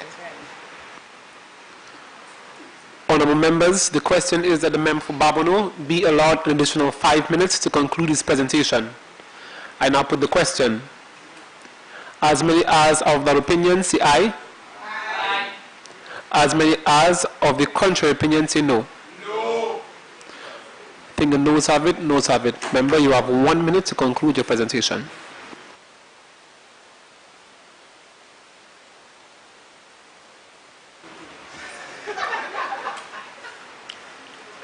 see that you all are not really interested in having the opinions of the opposition when it comes to the consultation of this country. But anyway, Mr. Speaker, when it comes to special education, I haven't heard anything about that. I mean, we had a policy that was drafted in 2006. However, it has been failed to be implemented up to now, to a day like today, Mr. Speaker. When we look at the teaching service, Mr. Speaker, we cannot have our teachers attached to schools. We need to have them attached to the Ministry of Education. So if we have a shortage in our education system, it is easily transferable to transfer a qualified teacher to another part of the island, Mr. Speaker. Mr. Speaker, I now sit. I thank you. Thank you, Honourable Member for Babonneau.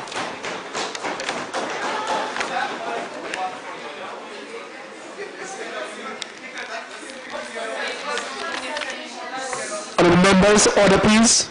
Member for Castries South. Let us maintain the parliamentary posture, please.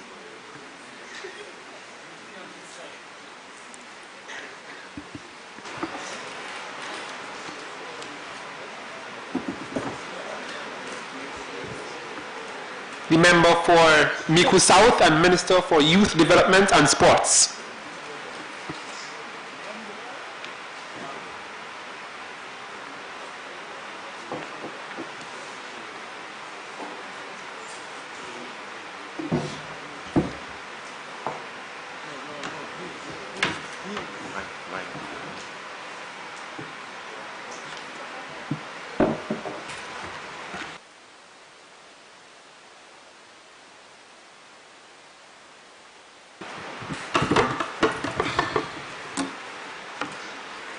Thank you, Mr. Speaker. Mr. Speaker, it gives me immense pleasure to present to this honorable House. Please permit me to extend warmest wishes to the wonderful people of Micoud South, the Micoud South constituency that I proudly represent today. It is indeed an honor to represent the people of Deriso, Blanchard, Agen, Douga, Lacouville, and Tirocher at this auspicious sitting of Youth Parliament for the year 2020. Mr. Speaker, I stand here today in full support of the motion laid down by my government, which cites the urgent need for the reformation of our archaic education system here in St. Lucia. For decades, our nation has been crippled by an education system that teaches and evaluates academic success, while individual skills, talents, and inclinations are not promoted.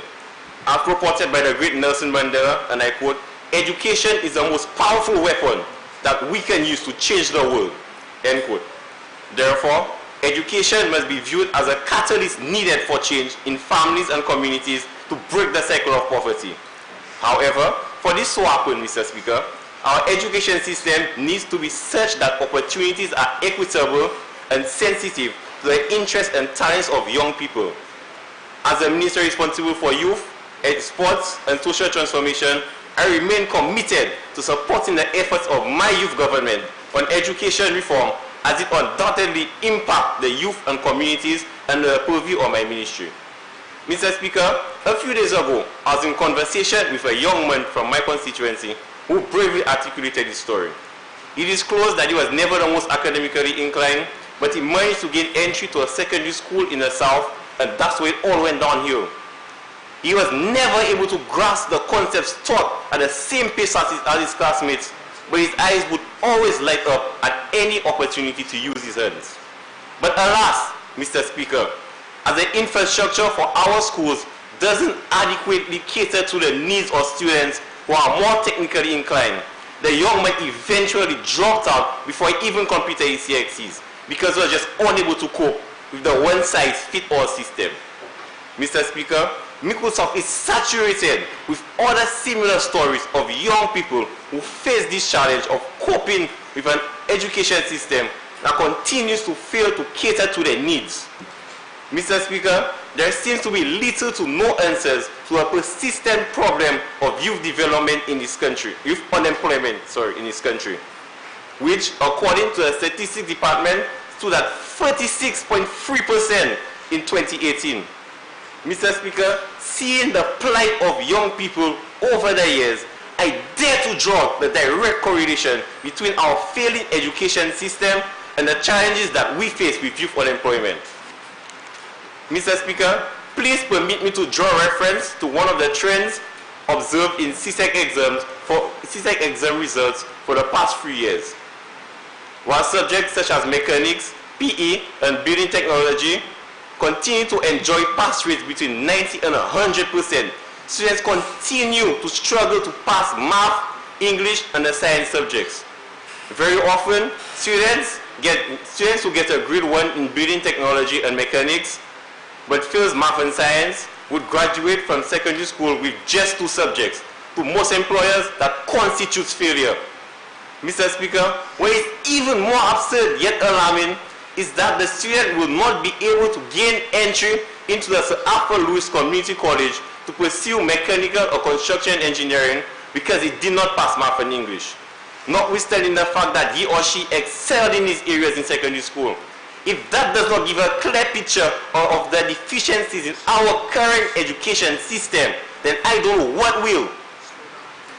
Mr. Speaker, as my government aspires to transform our education system, we know of the challenges that affect us, as education reform will also involve a complete transformation of the infrastructure within our schools to cater to the targeted learning needs of our students, when we know it will come at a cost.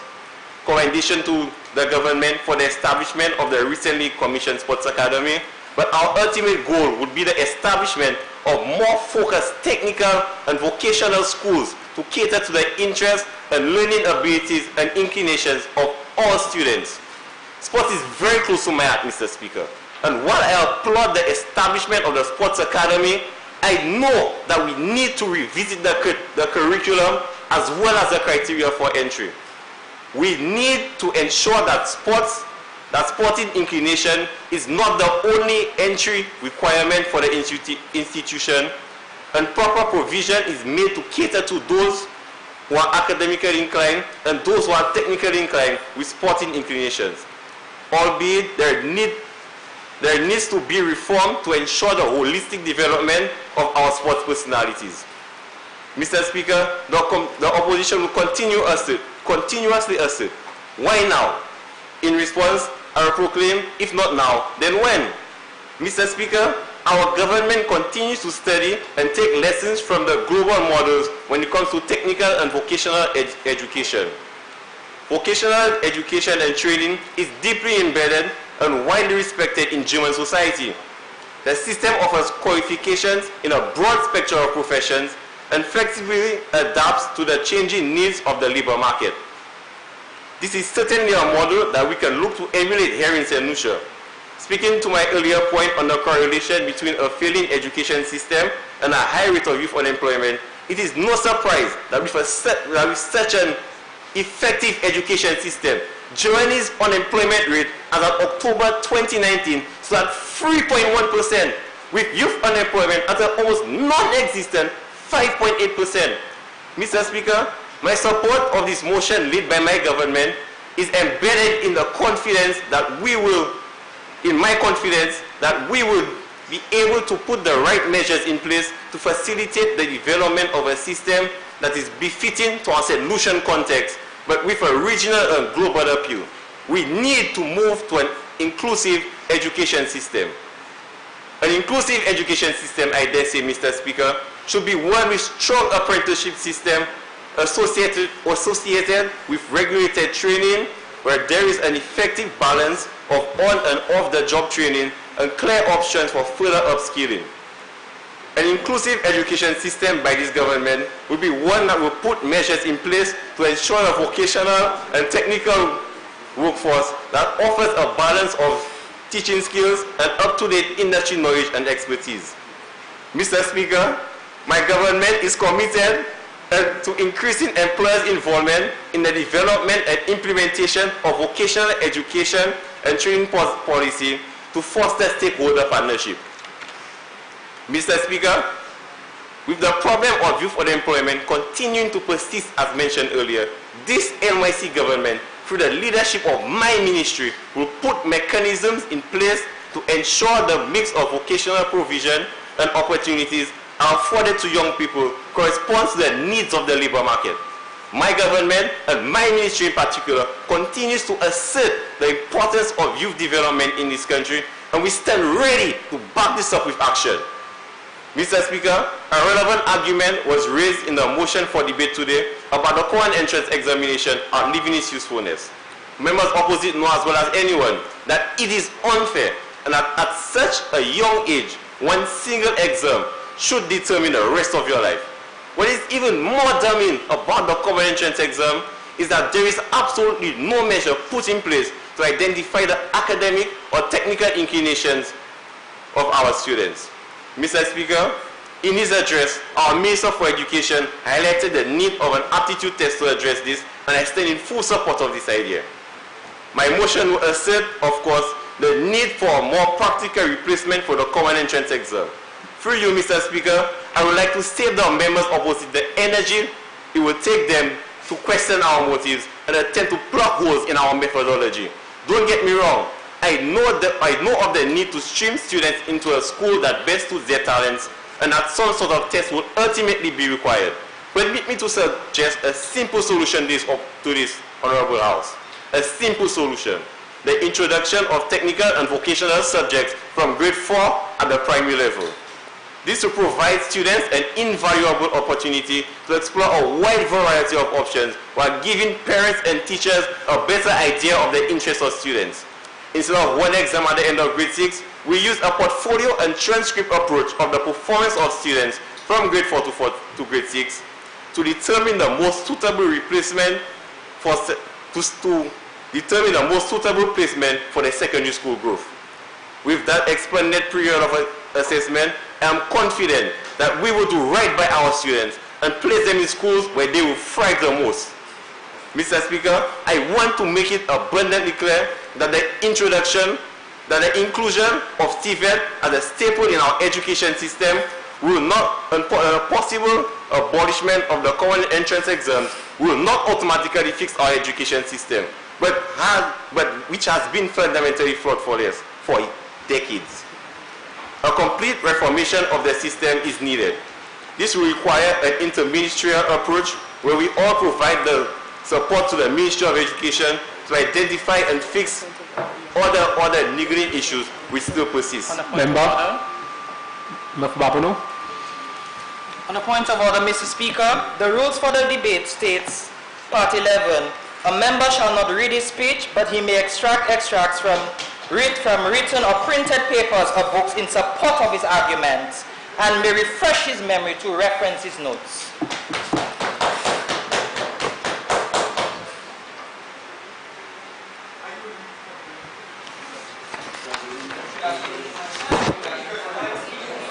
Order, ministers, members of the opposition.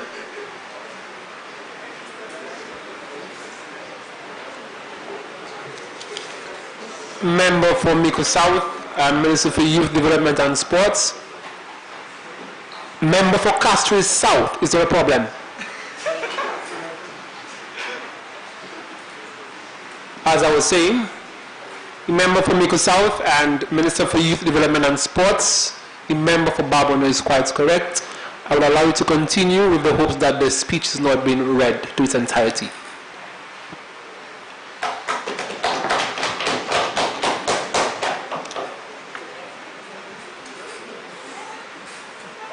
Given what we know and the urgency of education reform in St. Lucia, I refuse to believe that any member of this chamber with a conscience will vote against this motion. We are supposed to be a generation that does it differently. The generation where the status quo means little, and for an issue of this magnitude, the young people of St. Lucia deserve a united and unanimous decision on this motion. Mr. Speaker, through you, I want to appeal to the members opposite that we do not have to disagree for the sake of disagreeing. So much more is at stake. We acknowledge your concerns, but we need to find a way to put aside our differences, combine our expertise, and work for the best interests of our youth. If not us, then who? If not now, then when? Now is the time. Let's do it together. Let's educate St. Lucia. I thank you. Thank you, Honourable Member.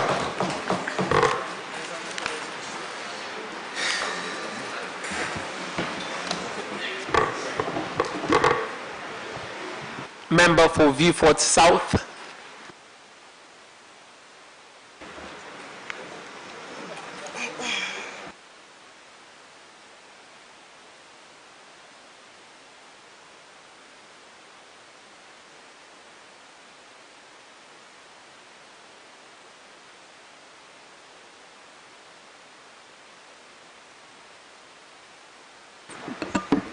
Thank you, Mr. Speaker.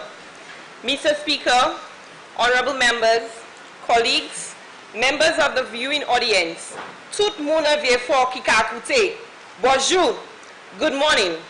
At this time, I would also like to wish all of St. Lucia a happy 41st Independence. Mr. Speaker, before I commence my presentation, I would like to take this opportunity to congratulate the athletes of Vieux-Fort South who participated in the Strides of Unity held on February 9, 2020. I wish to encourage more young persons to engage and be part of these such ventures as they are aimed at developing our youth holistically. Mr. Speaker, I also wish to applaud the efforts of the NYC for embarking on such initiative and wish them well as they continue to work in the best interest of the youth of our nation. Mr. Speaker, I do not stand here today to oppose educational reform or the implementation of CVET curriculums in school. As a matter of fact, Mr. Speaker, we can all agree that our education system is as old as used rubber and requires much reformation. Mr. Speaker, we live in a world where unparalleled changes in family, community, and political life is fueled by globalization, the influence of free enterprise, market deregulation, and to a great extent, the advent of technology. Mr. Speaker, it is paramount to tailor our education system to meet the demands of the changing world. However, Mr. Speaker, we the opposition members believe that this motion is pregnant with problems, and for this, I cannot lend support to such motion. Mr. Speaker, are we ready to implement such dire changes? Has the government examined comprehensively the objectives, reasons, application, and results of such reform in our education system? Are they unaware of the profuse issues that continue to plague our education system? Mr. Speaker, allow me to take a moment to remind this honorable House of some of the issues. Firstly, Mr. Speaker, I would like to draw attention to the school's infrastructure and why it is crucial to address the issues confronting our school's plant. Secondly, Mr. Speaker, I wish to speak on climate change and ensure that our buildings are climate change resilient. Additionally, Mr. Speaker, my presentation will encapsulate the relevance of including climate change studies in our school's curriculum at a very early stage. Mr. Speaker, St. Lucia has 90 primary schools. Of these 90 primary schools, there are 3 privately owned schools, 6 Roman Catholic, 2 Adventist, 2 Anglican, and 1 Methodist school. Mr. Speaker, there are arrangements in place with churches to assist with the maintenance of some schools, which means that over 80 primary schools, 23 secondary schools, and 1 tertiary education institution is the responsibility of the government as it regards to maintenance, Mr. Speaker. Mr. Speaker, can you believe that $10 million was allocated and has to be spread across rehabilitation and repairs of school plants, innovations and career development, early childhood and libraries for the period of 2019-2020. And this was quoted from the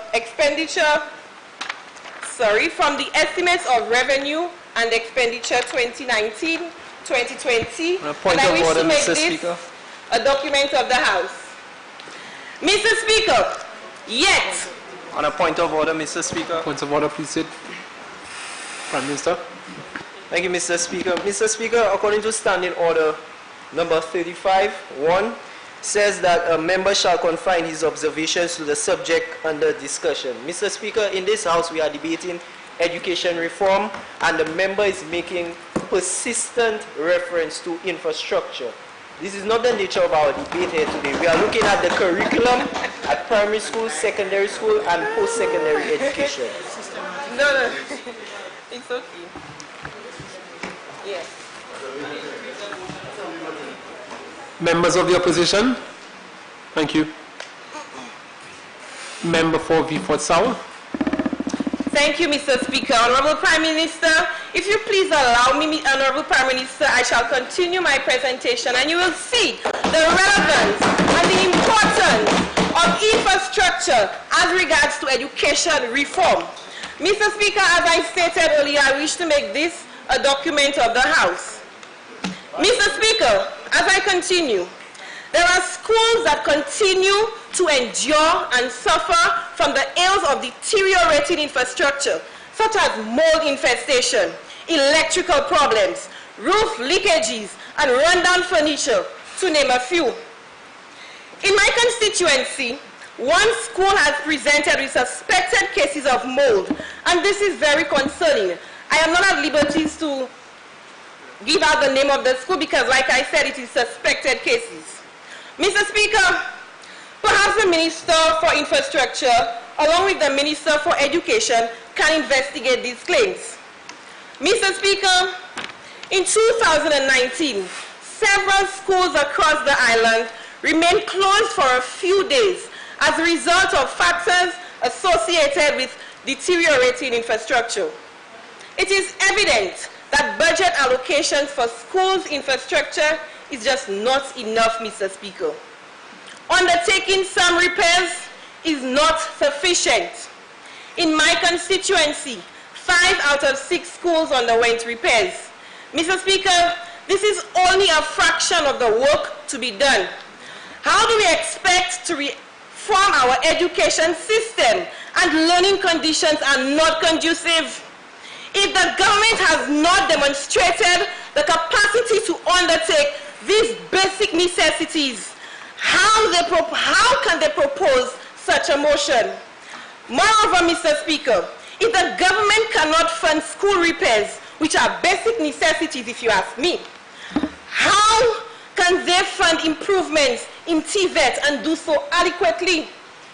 Can TVET flourish when students are in moldy classrooms with poor chalkboards and furniture? Mr. Speaker, perhaps the government should consider utilizing... Leader of the opposition, please refrain from the excessive gesturing. After all, your colleague is on the floor. Member for Vieux-Fort South, you may continue. Thank you, Mr. Speaker. Mr. Speaker, perhaps the government should consider utilizing the funds allocated for education reform to address the infrastructure issues at our school so as to better prepare for such reformations. Mr. Speaker, I wish to suggest that we take a page or two from the government of Jamaica. In 2019, the Minister for Education in Jamaica, Honorable Carl Samdua, informed citizens of the government's plan to construct 70 new schools across locations in the island in an effort to provide adequate and comfortable infrastructure for students and teachers. Mr. Speaker, this would enable children to have a seamless opportunity to pursue their education unconstrained. Moreover, Mr. Speaker, there is strong evidence that high-quality infrastructure facilitates better instruction and greatly improves student outcomes. Mr. Speaker, findings from Barrett, Davies, Zhang, and Barrett 2016 reveals that environmental and design elements of schools' infrastructure together explained 16% variation in primary academic progress. This variation was tied to students' learning. Mr. Speaker, the study further indicated that design of education infrastructure affects learning through three interrelated factors. And these are naturalness, which includes air quality and light; stimulation, which includes complexity and color; and individualization, which includes flexibility of learning space. Mr. Speaker, with your permission, I quote, and this was taken from Barrett et al. 2016, "The broad functioning of the brain interactility results in multisensory inputs and relate respectively to natural, personal, and task environments that simultaneously surround a person in a given space." End of quote. Simply put, the learning environment is essential to a quality education. The Prime Minister is not there, but I wish he was here to hear what I had to say on this, Mr. Speaker. Therefore, I urge the government to not only focus on the curriculum advancement, but to place much more emphasis on learning environments as they significantly affect student outcomes. Furthermore, Mr. Speaker, while we are on the subject of infrastructure, I implore the government to ensure that they reduce the vulnerability of schools to natural disasters. Mr. Speaker, can you believe these very same schools are used as hurricane shelters?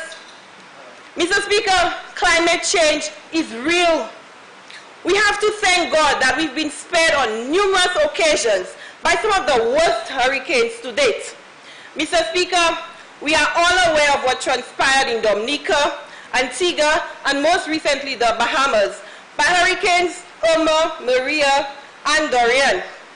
Mr. Speaker, like the old persons would say, "À nous point du vent, avant du vent point," which simply means let us not await something drastic to happen, but to address it while we can. Mr. Speaker, so while the government is focusing on reform, priority should be given to the current state of schools infrastructure.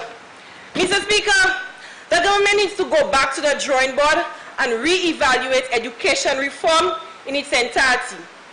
Mr. Speaker, with your permission, and I quote, "Climate change threatens the lives and livelihoods in our country and many climate-vulnerable countries around the world.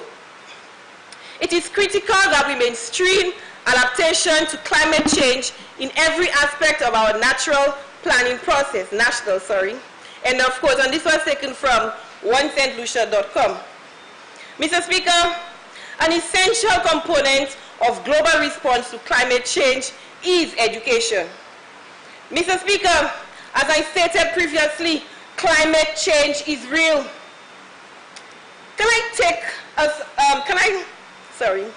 In 2013, Mr. Speaker, we witnessed firsthand the consequences of climate change. Let us take a walk down to memory lane. We can all remember the Christmas Eve trough that took the lives of 5 individuals and caused much destruction to some of our infrastructure, namely the Connells Road, the 4-lane road in Vieux Fort. 2 bridges were washed away, 7 bridges were overrun and damaged, flash floodings by heavy rains and other storm-associated damages. Mr. Speaker, the nation was unprepared as this trough was the most unexpected because it came out of the hurricane season, which is June to November. Mr. Speaker, hence, more extensive climate change studies should be incorporated in our curriculum at a very early stage. Our children need to be climate literate so as to encourage their attitudes and behaviors and to assist with mitigation and adaptation to climate change-related trends. By sparking an early interest in climate studies, we could pave the way for the St. Lucia's next professionals in this field who could help discover the necessary measures we need to implement as a nation. Mr. Speaker, their future is at great risk of the contributing factors, and I hope that government plans to include this in their reformation plan. Mr. Speaker, yes, the government is working assiduously to ensure that Sustainable Development Goal SDG. Honourable Member, you have 1 minute in which to conclude your presentation. Thank you, Mr. Speaker. Mr. Speaker, yes, the government is working assiduously to ensure that Sustainable Development Goal SDG number 4, which is quality education, is achieved. And I reiterate, I do not oppose educational reform, but rather, I believe the government ought to carefully examine its approach and address the existing issues confronting our education system before any reformation is done. Mr. Speakers, we the members opposite will not sit by idly and allow them to take a boycott approach. As such, Mr. Speaker, I encourage them to return to the drawing board, dot all I's, cross all T's, before such drastic changes are implemented in our education system. Only then will we, the members on the opposite, be in full support of this motion. I thank you, Mr. Speaker. Thank you, Honourable Member. The Member for Castries Central and the Minister for Culture, Arts and Creative Industries. Thank you, Mr. Speaker. Mr. Speaker, I wish you a pleasant good morning, and I would like to extend to all, Mr. Speaker, a very happy 41st Independence Day this upcoming Saturday. Now, Mr. Speaker, I find it very fitting that we are gathered here in this House to debate this motion in the spirit of independence, patriotism, and democracy, with this motion that aims to build on the boundless potential of our youth in this country, not only for a brighter tomorrow, but for a better today. In this very vein, Mr. Speaker, I would like to commend the strides made by our people with the very aim of fortifying the education of our youth, not to mention the Youth Empowerment Project, which works towards a productive service, engagement, and job training through a national youth service. I would like to commend our various youth and sports councils, especially mine of Castries Central, and this very National Youth Council. Let us also applaud the Aspire Artemis organization, which has recognized that the arts and culture do have a very relevant place in science and technology, which is very valuable to this discussion today on educational reform. Mr. Speaker, I am switching my seats in the classroom for a seat in this honorable chamber today. I am in full support of this long overdue educational reform, which will very positively affect my very densely populated constituency of Castries Central, Mr. Speaker. And as young people, we should easily be able to recollect our primary school days, those days where we were the most creative, those formidable, formative years, teeming with potential. Yet, Mr. Speaker, I ask, where were we throughout all those years? Sitting behind the desk, writing notes, listening to the teacher, taking tests. And yet, Mr. Speaker, for all of these 6 hours of the day, I can't tell, Mr. Speaker, why children, students from both my constituency and across this island hate school. Now, Mr. Speaker, I will never forget my days in primary school with the boys who could not recite their times tables to save their lives, but if they had to create a song, if they had to create a rhythm to remember their times tables, oh boy, Konati, well, it would just come to them. And Mr. Speaker, I am asking, we have seen the poetry nights that are hosted at the Borderley Correctional Facility. And my question is, why are they at a prison and not a publishing house? Mr. Speaker, I'm asking, what place does this curriculum, which is currently in place, have for the artistically skilled? What I would like us all to understand, Mr. Speaker, is that, yes, CSEC is regional. CSEC is the entire Caribbean, but our primary school curriculum can be fully Lucian. And we have to use that to our advantage. These are the cultural aspects which make us St. Lucian. And even as we are recognizing our 41st independence anniversary, we have to realize that this is our education system. This is for our citizens. We have to use our Lucian identity, which we have to protect at all costs to our advantage, Mr. Speaker. Now, music in primary school, the instrument of the recorder may ring a bell. But I can tell you, Mr. Speaker, that it is clear from the cultural camps held in my community by the Cultural Development Foundation, that it is the drums, it is the shacks that get the children involved. That is what we need in this curriculum. We need music in our curriculum. This, after all, is in our blood as St. Lucian people, Mr. Speaker. So my proposal is, let them focus on the basic academics, the math, the general science, the language that is required, and in addition, bring in the weaving, the costume making, the dance, the music, the performing arts. Now, Mr. Speaker, we may be asking ourselves, why should we bring this in my primary school? Why can't we wait until C-Sec in Form 4? Because by then, like my members before have stated, especially my member from Miku South, that we need to start developing this from primary school. As we have stated with our educational reform for common entrance, we start from grade 4. We start from early, because it is then when we open up this beautiful, wonderful job opportunity to the youth, where they are most creative and are most likely to see this as a great opportunity, then we will have a creative workforce in St. Lucia.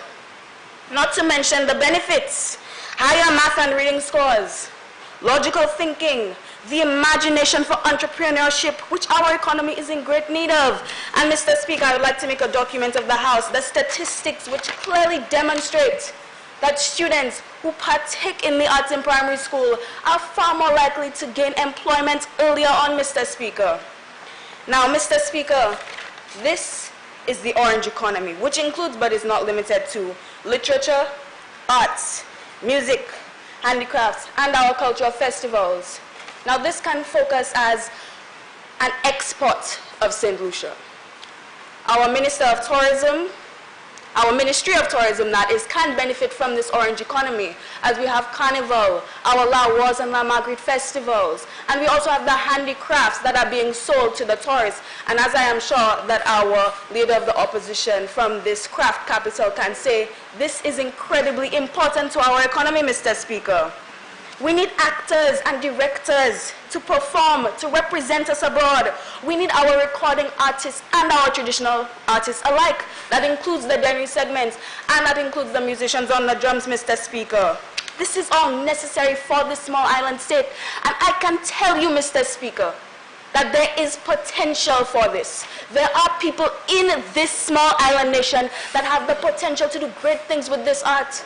Yet we, as a government, as the people putting this educational reform on the table, need to use that to our full advantage, Mr. Speaker. We have to train for the jobs that we want to see in the future. Ask anybody in the arts fraternity, the animators, the actors, the writers, the visual artists. This is not an industry which can keep the lights on its own. The arts is not something which you can have as a sole job for the majority of people working in the arts, Mr. Speaker.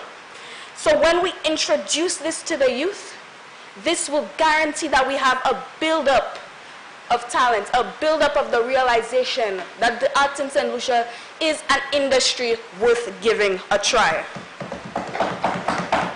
Now, Mr. Speaker, we want to develop the national workforce, but let me tell you, Mr. Speaker, we cannot only train qualified worker bees, we need somebody to run the hive. So thus, when we think of skill development, we are also taking into account discipline and confidence required to lead the way. And it comes from soft skills provided by, well, none other than the arts, Mr. Speaker. And simply having general science, mathematics, and language arts in our curriculum isn't going to cut it, Mr. Speaker. It goes a lot more beyond the test results. It's beyond what can be shown in a percentage. This is what we need for the workforce to develop, even during school, after leaving school, for generations to come, Mr. Speaker. Now, given all of this, Mr. Speaker, I believe it has been made quite clear that our new and improved curriculum, which uses the arts to the great capacity, will not only mold a developed child, but a mighty, well-rounded, large labor force, and a more creative St. Lucia than ever. All right. However, Mr. Speaker, we are all aware from our everyday conversations, and even up to its occasional use in this house, that English is not the sole tongue of this nation. And if our education system is to truly reflect the specialized needs of our children, we need to speak and teach in the langage mamainu, the language of our children. Langage la ki yo ka parle dans la kayo, ça c'est langage la ki yo ka comprendre dans l'école. So what they learn at school is the language that they understand at home, Mr. Speaker. And no matter how counterintuitive this may sound, we can expect for English scores to rise. This is the language that they are learned. This is how our St. Lucian children's minds are geared, in the Creole language. So this simply cannot be overlooked. The Creole language has a place in this curriculum, and our government, especially the Ministry of Education, through its pending national language policy that is working towards making sure that Creole is definitely in this educational reform. Because especially in the rural areas, once again, it is ours, c'est ça nous. We have, no ifs, ands, or buts, we have to implement this into our educational system, into our classrooms. Mr. Speaker, we will do this by teaching vocabulary and grammar, immersing children in the tongue formally. And likewise, with the previously mentioned artistic skills, these languages, these skills will live on generations down the line. And when we do this, we can nearly guarantee that our identity, that our culture, what makes us intrinsically St. Lucian, will not disappear, will never disappear. Not now, never, jamais, Mr. Speaker.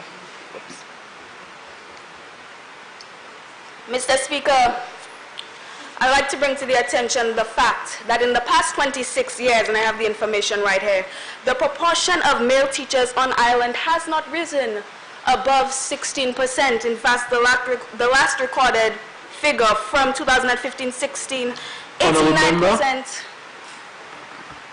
Yes? Member for Babonneau, we thank you for the animated voiceover, but let's afford the member the ability to continue her presentation without being disturbed. Thank you, Mr. Speaker. As we can see from the latest figure from 2015-2016, 89% of teachers in St. Lucia were female. So what this tells us is we have a drought of male role models in schools. We have a lack of male role models in the home. Yet we have an abundance of young men in handcuffs.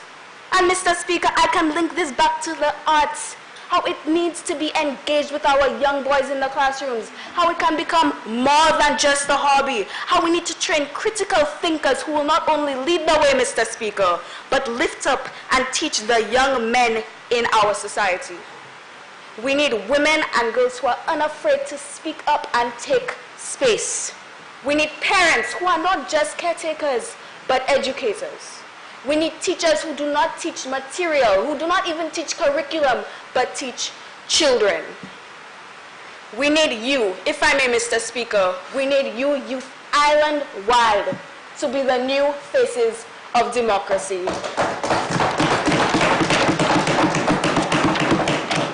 Mr. Speaker, I'm hoping that as a result of this discussion that we have had here today, we are able to accept that students, in turn teachers, parents, island-wide deserve better. And as our member for Vieux-Fort South had said, we need to also better the learning environment in St. Lucia. So I am hoping that the opposition will be able to come together with the government to not only develop a curriculum which is suitable for the individual children of St. Lucia, but also an environment where this curriculum can flourish. Now let us come to terms with the fact, Mr. Speaker, that is our education system rather than our 12-year-olds who are in need of a rigorous examination. To conclude, we must set the standard for every child, every school, every classroom in St. Lucia to reach the full, untapped, yet plentiful potential. Again, I wish you a very happy 41st Independence Day. Now is the time. Let's do it together. Let us educate St. Lucia. I thank you. Merci Shai. Thank you, Honourable Member and Minister for the Arts. Member for Ancillary and Minister for Agriculture, Sustainable Development, Climate Action, Maritime Affairs and the Blue Economy. Thank you, Mr. Speaker. My fellow honorable members and members opposite, let me first start off by saying happy 41st Independence to our country, and I hope we continue to develop and to prosper in the years to come. Mr. Speaker, we have seen that our independence celebrations have involved the youth, and I want to make special mention of Strides of Unity, Mr. Speaker, where we saw youth from all over our country coming together to have meaningful fun. And I must point out that the most exciting leg, Mr. Speaker, was within my constituency of Ansari Canries.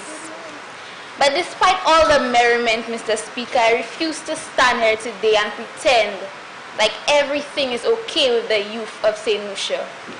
And the member for Babonneau has stepped out, Mr. Speaker, but I think it would please him that I am being realistic and honest when I say that unemployed, unskilled, inadequately educated youth make up 44% of our population, who are supposed to be the beacons of hope for our future, Mr. Speaker. Given this reality, where is the light for the people of our land? Well, Mr. Speaker, I can say that this National Youth Council government has found that light within the very motion presented today by the member for Castries South. I stand here today, Mr. Speaker, in full support of the motion because it allows my ministry to target the youth in the most useful context, which is through education. Because it is through education, Mr. Speaker, that St. Lucia can revitalize the agricultural industry. We can prepare for climate change and its repercussions. We can achieve our sustainable development goals, and we can better address matters of land and sea and energy. Now, Mr. Speaker, do you know the average age farmer in my constituency is between 55 to 65 years old? You see the necessity of engaging and educating more youth in agriculture. Rather the urgency, Mr. Speaker, because in between 5 to 20 years, the people producing food for our country would have been retired. What does that say about our food security? Mr. Speaker, our food import bill, like I mentioned earlier, is ridiculously high because the agricultural sector does not produce enough food to feed our people. Because not enough young people have an interest in the sector, Mr. Speaker. I believe that the socialization of a child very early on has a great deal and great influence in their career aspirations. Therefore, from primary school, Mr. Speaker, we should be engaging the youth in more agricultural areas of study if we want them to someday occupy positions in that field. Oftentimes, when you ask a child, what do you want to be when you grow up? They say the normal, a doctor, a lawyer, a policeman. But Mr. Speaker, I want a change. I dream of a time where young people will answer this question. If I want to be a horticulturist, I want to be a poultry farmer, I want to be an agricultural engineer. Because if every primary school and some secondary schools on island have a well-structured agricultural component in the curriculum, this will fuel youth to choose the path. And then my dream can become a reality, Mr. Speaker. For schools in very developed areas who simply lack the land space or are not near fishing villages or the coast, this is a great opportunity to implement physical development for them as part of an after-school program, Mr. Speaker. To keep them engaged, to keep them interested, because not all of our youth are interested in sports or just academics. As physical education is a pivotal activity for the development of a child, let simple cultivation be one as well, Mr. Speaker. There are schools on island like the Grosley Primary School, the George Odlum Secondary School, Larishus Primary, and Grand Riviere Secondary, just to name a few, who already have taken this step in having students in charge of a greenhouse that provides food for their school feeding program. Mr. Speaker, two birds with one stone. My ministry likes this analogy because the Minister of Education mentioned that not all youth are academically inclined. However, they excel in technical areas. Let us not disadvantage those schools who do not yet provide this luxury to the youth, Mr. Speaker. Let us implement and strengthen the agricultural curriculum across the board in St. Lucia, so our young people can see for themselves that being a farmer rearing animals is not a poor person's job or a job for those older. Implementing agricultural programs from early on will break the stigma, Mr. Speaker. At tertiary level and beyond is where experience and expertise are desperately needed by my ministry. This is where technical vocational education and training play an important role in agriculture. Young people are more adaptable and can adjust and pick up new technologies in the industry, which is why the way forward is by implementing technical vocational training in the agricultural industry for the development of the youth. A more serious approach to education regarding agriculture is what this reform will bring. We intend for it not to just be another subject in the curriculum, but for it to manifest into careers that will push our nation further, Mr. Speaker. Now, Mr. Speaker, St. Lucia is part of various treaties keeping in line with the United Nations Sustainable Development Goals. And all of the Sustainable Development Goals are interconnected, which means accomplishing one goal inadvertently progresses another, Mr. Speaker. So beginning with goal number 4, quality education, has a list of benefits which we can reap in the future. For the overall success of our nation, Mr. Speaker, we ought to develop and strengthen our existing sectors, then look into newer avenues. Because it is with a strong foundation that our endeavors can be successful. My government, the youth government, is proposing the first realistic step with educational reform. Let's look at climate change, Mr. Speaker. Most persons just believe it to be the abundance of CO2 in our atmosphere and what makes our hurricane season particularly more devastating. Mr. Speaker, we have just scratched the surface in terms of the education we provide in climate action to our people. We are the first generation to feel the full effects of climate change. I don't want to imagine what future generations will have to deal with, Mr. Speaker. This is why reform is necessary to teach the youth how to deal with the issues that will arise in the future. If they are not taught, Mr. Speaker, if they are not trained, and if they are not made aware of all the arising problems, how will they survive, Mr. Speaker? And Mr. Speaker, through you to answer the member for Vieux-Fort South's question, yes, we are ready to implement this reform because it is necessary. Because building climate-resistant schools needs a more knowledgeable and a more skilled workforce, Mr. Speaker. Because clearly 5 schools in the members' community cannot be fixed by the same amount of people in the same time frame. So I thank the member for agreeing with the motion in the regard that we need reform because of the importance of climate change, Mr. Speaker. This is why expansion of our curriculum and technical vocational training again in new areas is vital to the success for the future of St. Lucia. Climate change has caused the problem of pollution by sargassum and the decline in the marine populations of our nation. With this proposed reform in education, fishermen can be educated on the blue economy and explore a new world of employment opportunities beyond just fishing, Mr. Speaker.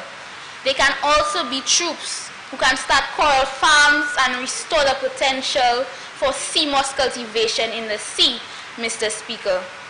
These areas are new to St. Lucia, but this is just what we need. This is the expansion we need in light of the changing world.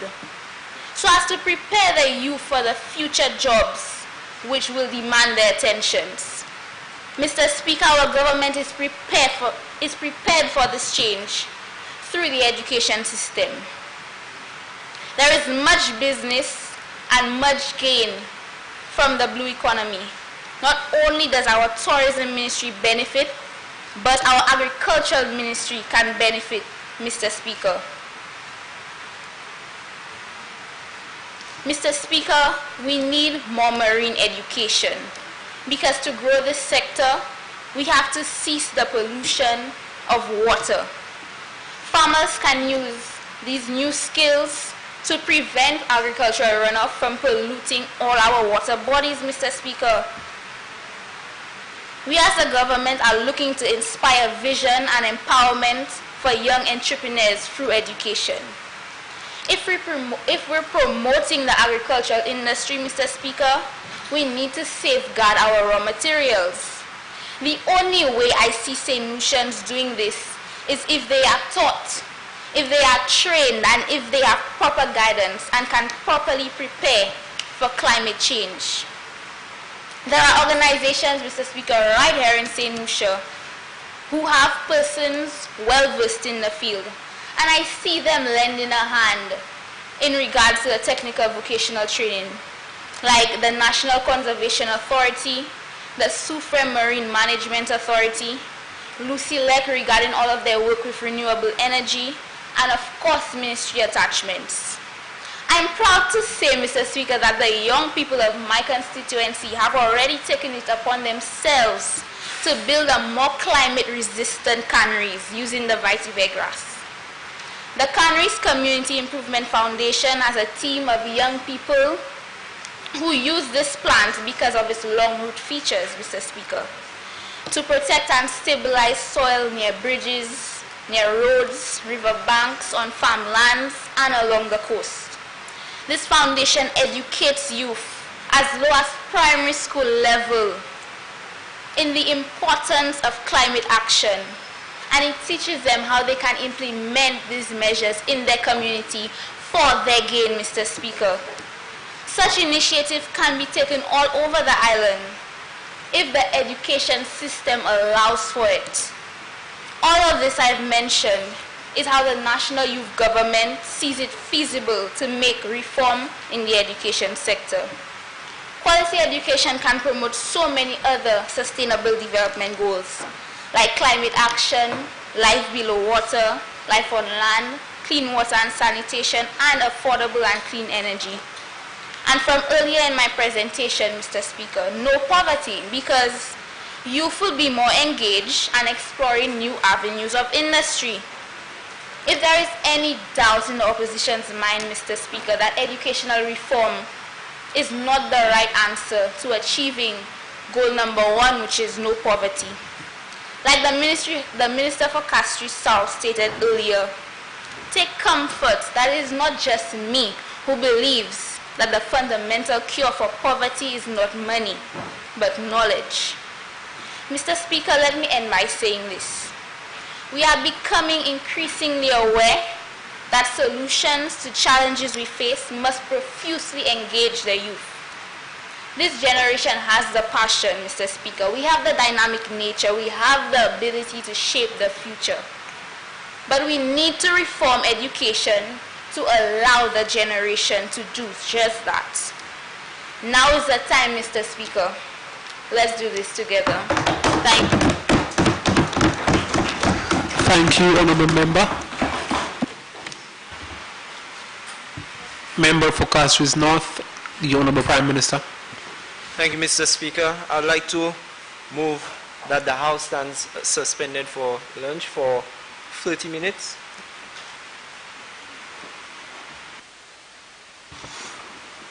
Honourable Members, the question is that this House now stands suspended for a 30 minutes lunch break. And I'll put the question. As many as of that opinion say aye. Aye. As many as of the contrary opinion say no. I think the ayes have it. The ayes have it. This House now stands suspended till 1:35 to resume.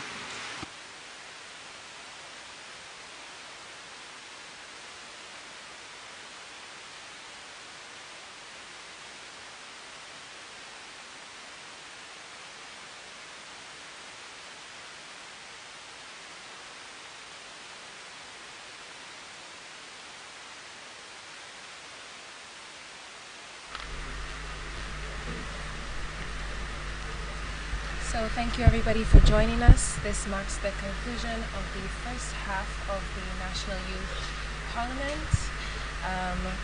We are reporting live with the National Television Network, and right now actually I'm joined by a new co-host.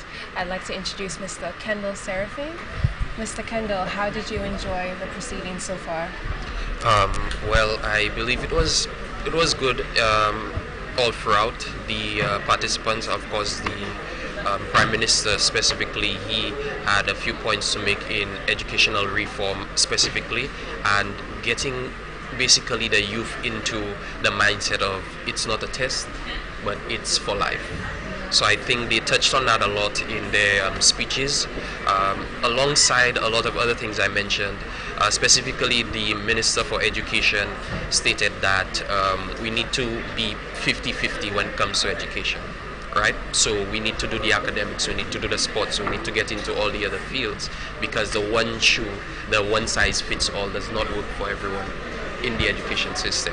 They also touched base on numerous opportunities that young people have where they can get hands-on within the secondary school environment, encouraging more, how would you say, social activities such as the arts and culture, getting into, building the students in that way, if we realize that these students are not following the academic portfolios that we place before them. So definitely I think this was a very engaging and very interesting turn of events we had there. We also saw that the representatives put a few of the house regulations towards each other, just to make it a bit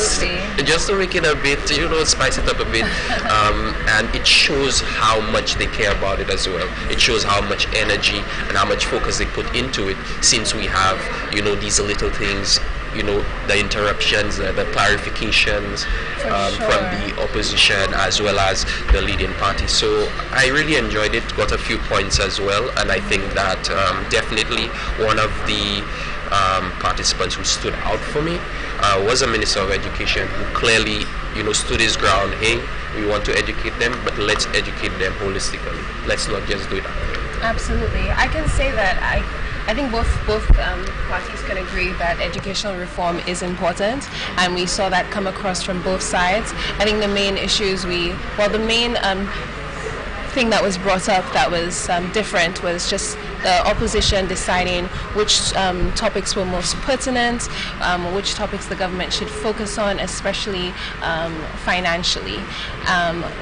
Speaking of the interruptions, we saw such a lively debate, and like you said, using the Constitution to challenge the members of the House, but all in good nature. Of course, all good sportsmanship. And one of the most important things as well, we look at the common entrance examination.